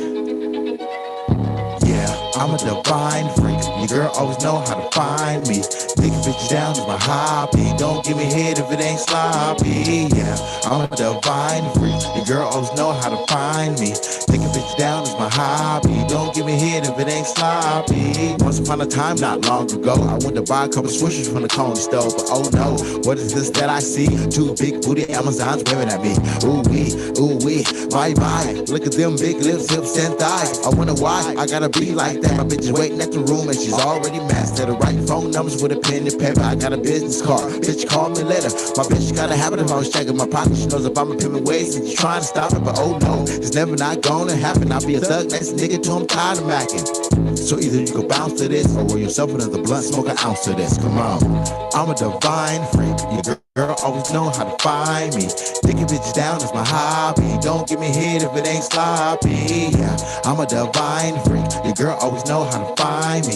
Dicking bitches down is my hobby. Don't give me head if it ain't sloppy. Okay, now here's the whole situation. I brought condoms, forgot flavored lubrication. They love oral sex and anal penetration. That's what they told me on the three-way phone conversation. So I set up a date so we can hook on up. They both said they really like me and they wanted to fuck. I said cool, we can keep this on the hush, but let's all keep it mindset. Sex is a must. I got 2 free bi bitches in my bed. One sucking on my nipples, one's giving me head. Then we suck, then we fuck, then we fuck, then we suck till we all passed out, getting multiple nuts. I'm thug nasty for life and I mean it. I spit my weed to the face, no one else will need it. Make a lot of porn flicks, you done probably seen it. Shake the pussy clean with some soap, girl, I eat it. Yeah, I'm a divine freak. The girl always know how to find me. Dick bitches down is my hobby. Don't give me head if it ain't sloppy. Yeah, I'm a divine freak. The girl always know how to find me. Dick bitches down is my hobby. Don't give me head if it ain't sloppy. Let's get it. 2 wood tip blacks and a half pint.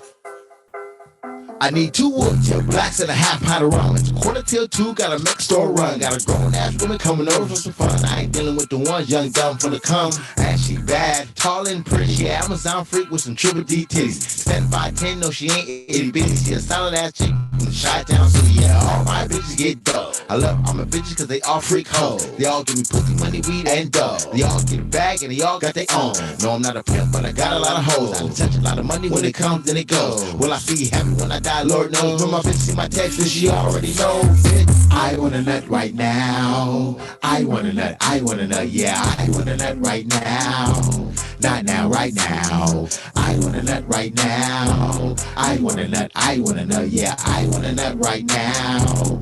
Not now, right now. I want a nut right now. I want a nut, yeah. I want a nut right now. Not now, right now. I want a nut right now. I want a nut, yeah. I want a nut right now. Not now, right now.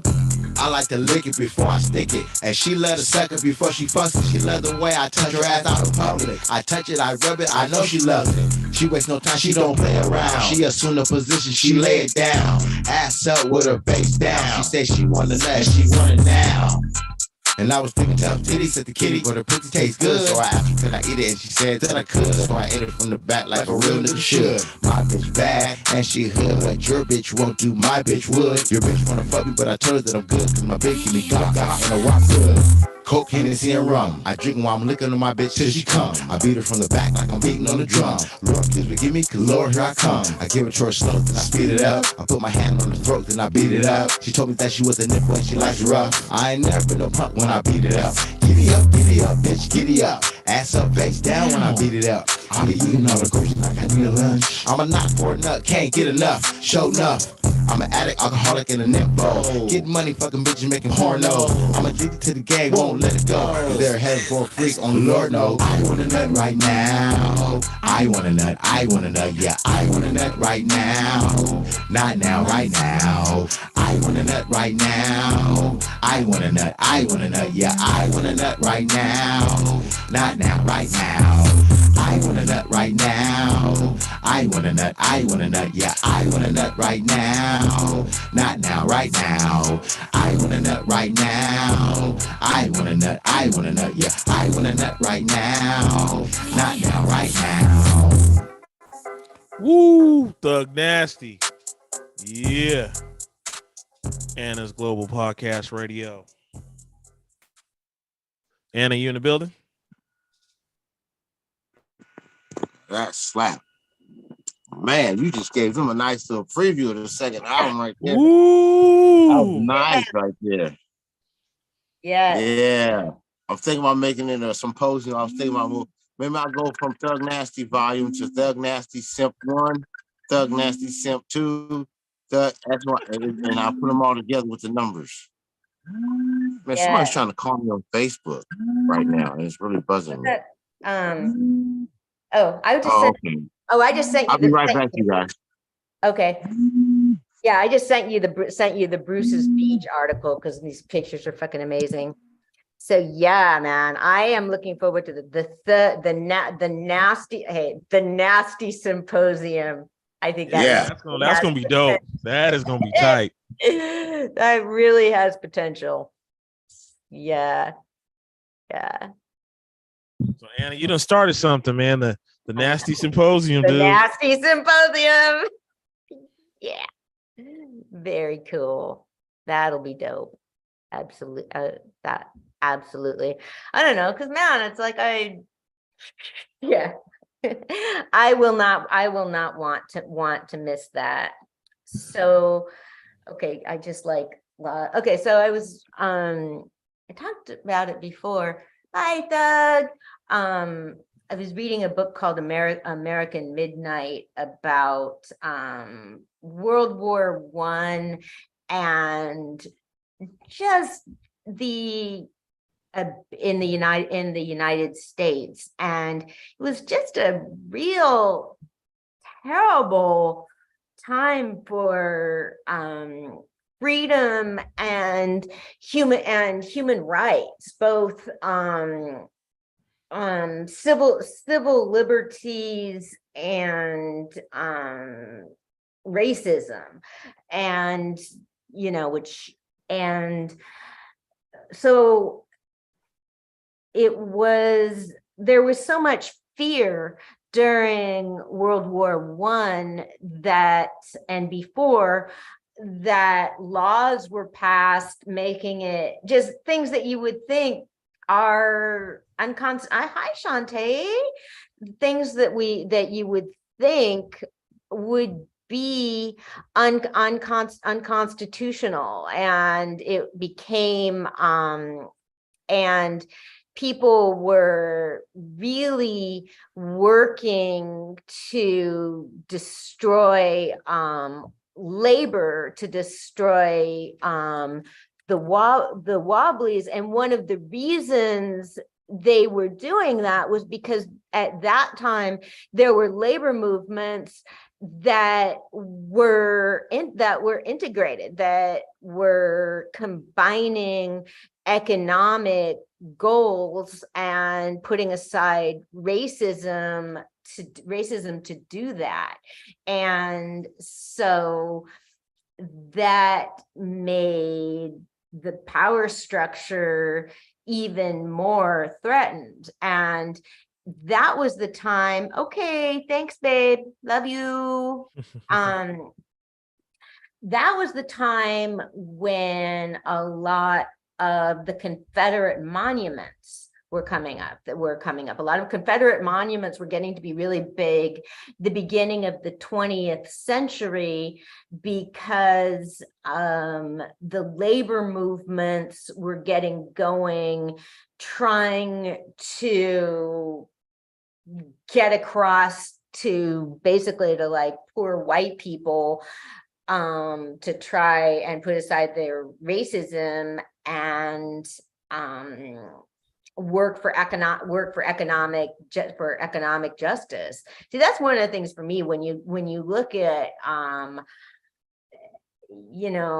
when you can combine interests, we should be able to unite around common interests. I think that's so much more important than uniting around identity. I mean, identity is important, but interests are more so. Like when it comes to healthcare, like I used to disagree with like that, like, okay, like I don't think it doesn't really make so much sense to me to have like a women's clinic or something, because the difference in accessing healthcare for poor women and rich women is a deeper chasm than gender. Right. So the segregationists Well, they fucking understood that. So they were trying to convince people it would be easier to combine over interest, Shantae, if more people learn to communicate. So true. Oh my God. Yeah. Yeah. Yeah, very much so. And so they were putting up lots of Confederate statues to try and give people this idea that they were somehow superior than other people, that it doesn't matter that it doesn't matter if you're all being fucked over by the same people if you can instill divisions. So that's why so that was a big reason that organized labor was being crushed. And it was absolutely brutal. I mean, labor organizers, were lynched. And so the postmaster was given authority in order to censor material. They gave the postmaster authority to decide that something was unmailable. And that would just mean whatever, they could say anything was unmailable. They just didn't want it to get out. So that was a way to squash communication and dissent. I was like, people didn't even have telephones back then. I mean, the mail was it. You cut that off and you're done. I think that there were I think the best way, I was trying to find out about the Chicago Defender, and I think one of the ways, if it would be mentioned in this particular book, and it wasn't, one of the ways that the Chicago Defender, the African-American newspaper, was distributed was by by train porters. So I think I've read about the Defender a fair amount. I don't remember them being that affected by it, because if you're not mailing, so I guess that would have been the safest way to get your word out, would be to just do it in person. And to try and connect with people that were mobile and traveling. So hundreds of people were deported, people that had immigrated to the United States and were citizens or green cards. They had it taken away. It was just extreme human rights abuses. And my brother told me that my brother and my grandfather were really close. And so my brother told me that he remembered my grandfather remembered some of those raids, and my brother remembers my grandfather talking to him about it. I was like, man, that is so fucking cool. I mean, they were just real close. And yeah, I would have had no idea what he was talking about, but I was younger. So what happened was, and then it continued after, the same rules stayed in effect after World War I. And Woodrow Wilson was a tyrant, and not only was he resegregated the Washington DC was integrated, and Wilson reimposed segregation on Washington DC, and he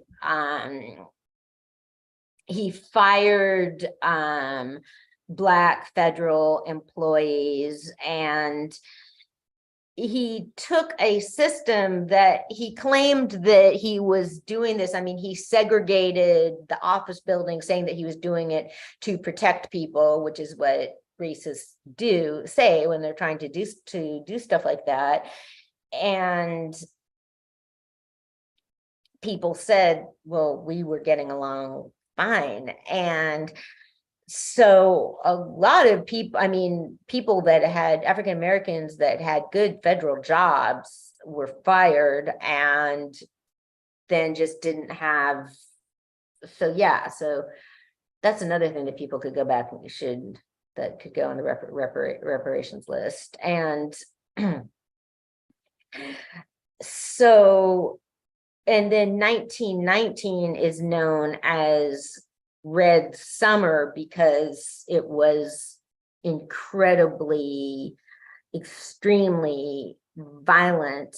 There were towns destroyed, and even because that was about the time of the first Great Migration. No, but that was the second Great Migration, I think, at that time, that when Black people were moving north, and so racists could stir up a lot of animosity because of that, like claiming that people's jobs were being stolen. And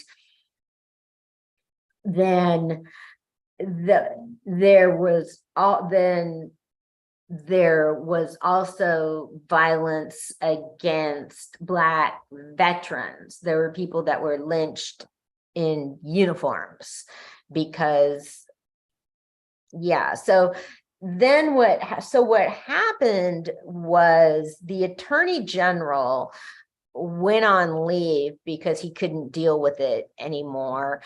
And a man named Louis Post took over for him, and over a period of 6 weeks, Post released hundreds of people from jail, people that were being held without charges. And like they knew they couldn't, people that were stuck in Ellis Island. So it was just remarkable to see how much difference one person made, because that's rare. There's a lot of great individuals, but with just about any great individual I can think of, I can think of people that were working right along with them that were integral. And a lot of the times we just tend to only look at individuals. But Louis Post, this one person, got some power and did the right thing. And it was just amazing just to see somebody could do that one person could make so much of a difference. So the library hold system is down, so I haven't been able to get, but anyway, one of the people that was leading that was J. Edgar Hoover at the very beginning of his career. He was only in his early 20s. And so that was really where the Red Scare got going. And so there's a new biography of Hoover that I wanted to read, but I can't get it through the hold system. But there's a memoir that came out a year ago by a guy that worked with Hoover. Okay, this guy was young. He was a junior FBI. They had this before people were agents, would be FBI agents out in the field. They would have sort of office jobs. So he worked in Hoover's office for 2 years. He was like the front office guy.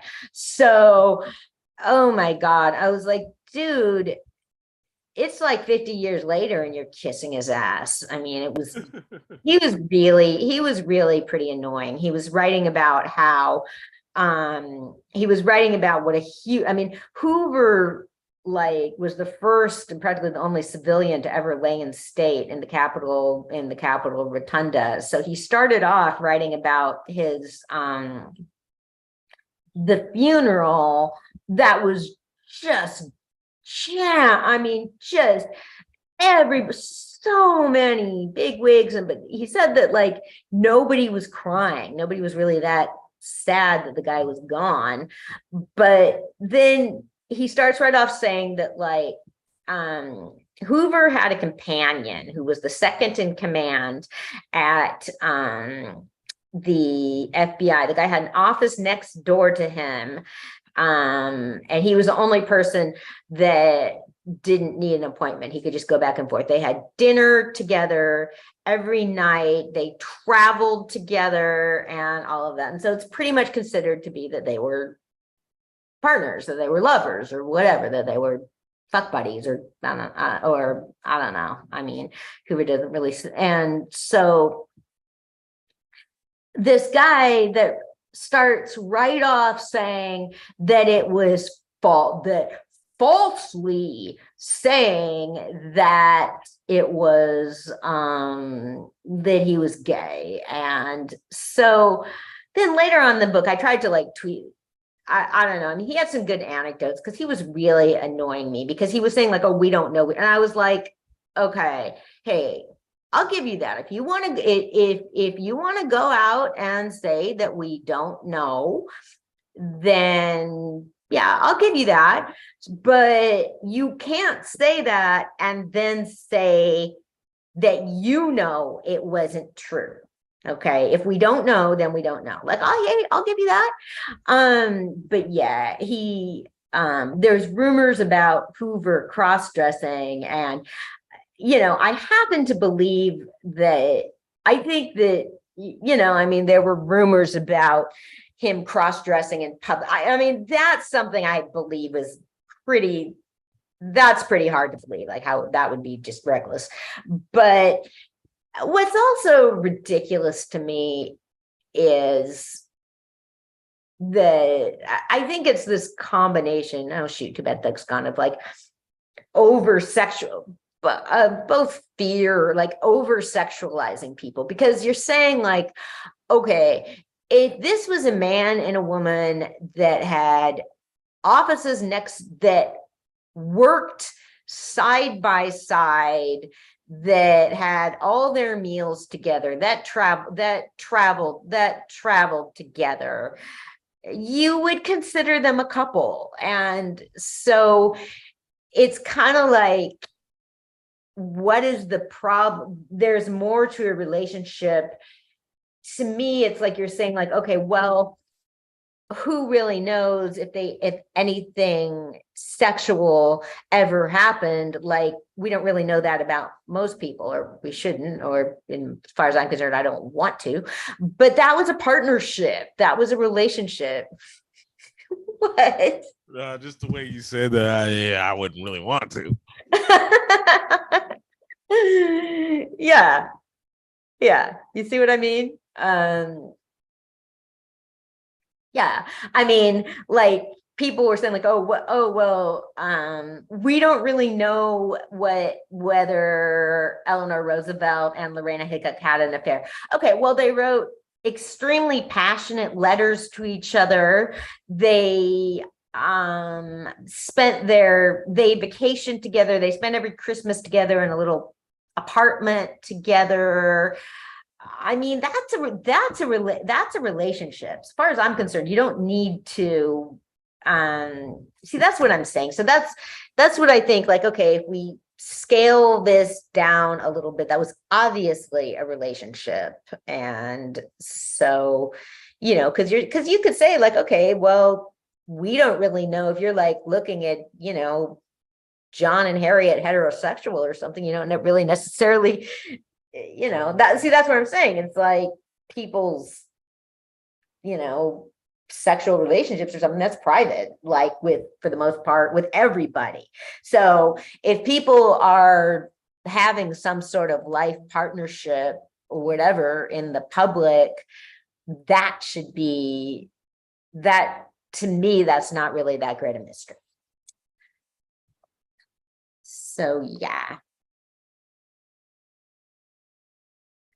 Okay, so South Korea is a country that had a thriving adoption industry, and so now they're starting to make an inquiries and working for people that were adopted from there to be able to access their records. So that's a big deal because a lot of people were adopted from South Korea. So that will be very interesting. It's just adoptee Twitter is one of the things I find real interesting. So, okay, I think we're about ready to start winding down. You got any shows going on this week? No. Okay. And then it might be raining and stuff this week. So yeah, I'm not even. Oh, right. Not even try to dilly dally with all that. So nope. Right. I just saw that the power was out. The power was out in Vallejo for a while, but it wasn't over here. Yeah, it didn't happen on our end. Yeah. Yeah. I remember it was so funny. Like 2 years ago, I was like across the. Oh yeah, your power was out. Yep. It was out for like 3 days. Yeah. Yeah, it was so wild. I had power. The place across the street from me didn't have power, but I had power. Ooh, you lucked out. I did. Yeah, I was out for like 3 days. I remember that. That was crazy. Oh my God. Yeah. Yeah. Hi, Janora. How you doing? Thank you for listening. Let me know if you ever want to come on. We're winding down, but we're back on we're back next week. Oh yeah. 8 to 10, Tuesdays or Wednesdays. Yep. Yep. So, okay, everybody, stay dry. Definitely stay dry. Yes. Definitely, because it's gonna be a wet one. It is. It is. Well, thank you so much to Thug Nasty. Always. Yeah. Shout out to Thug Nasty. Yes, Shantae, Janora. Yeah. I didn't get a chance. I didn't get a chance to peek at YouTube, but anybody on there, thanks for listening.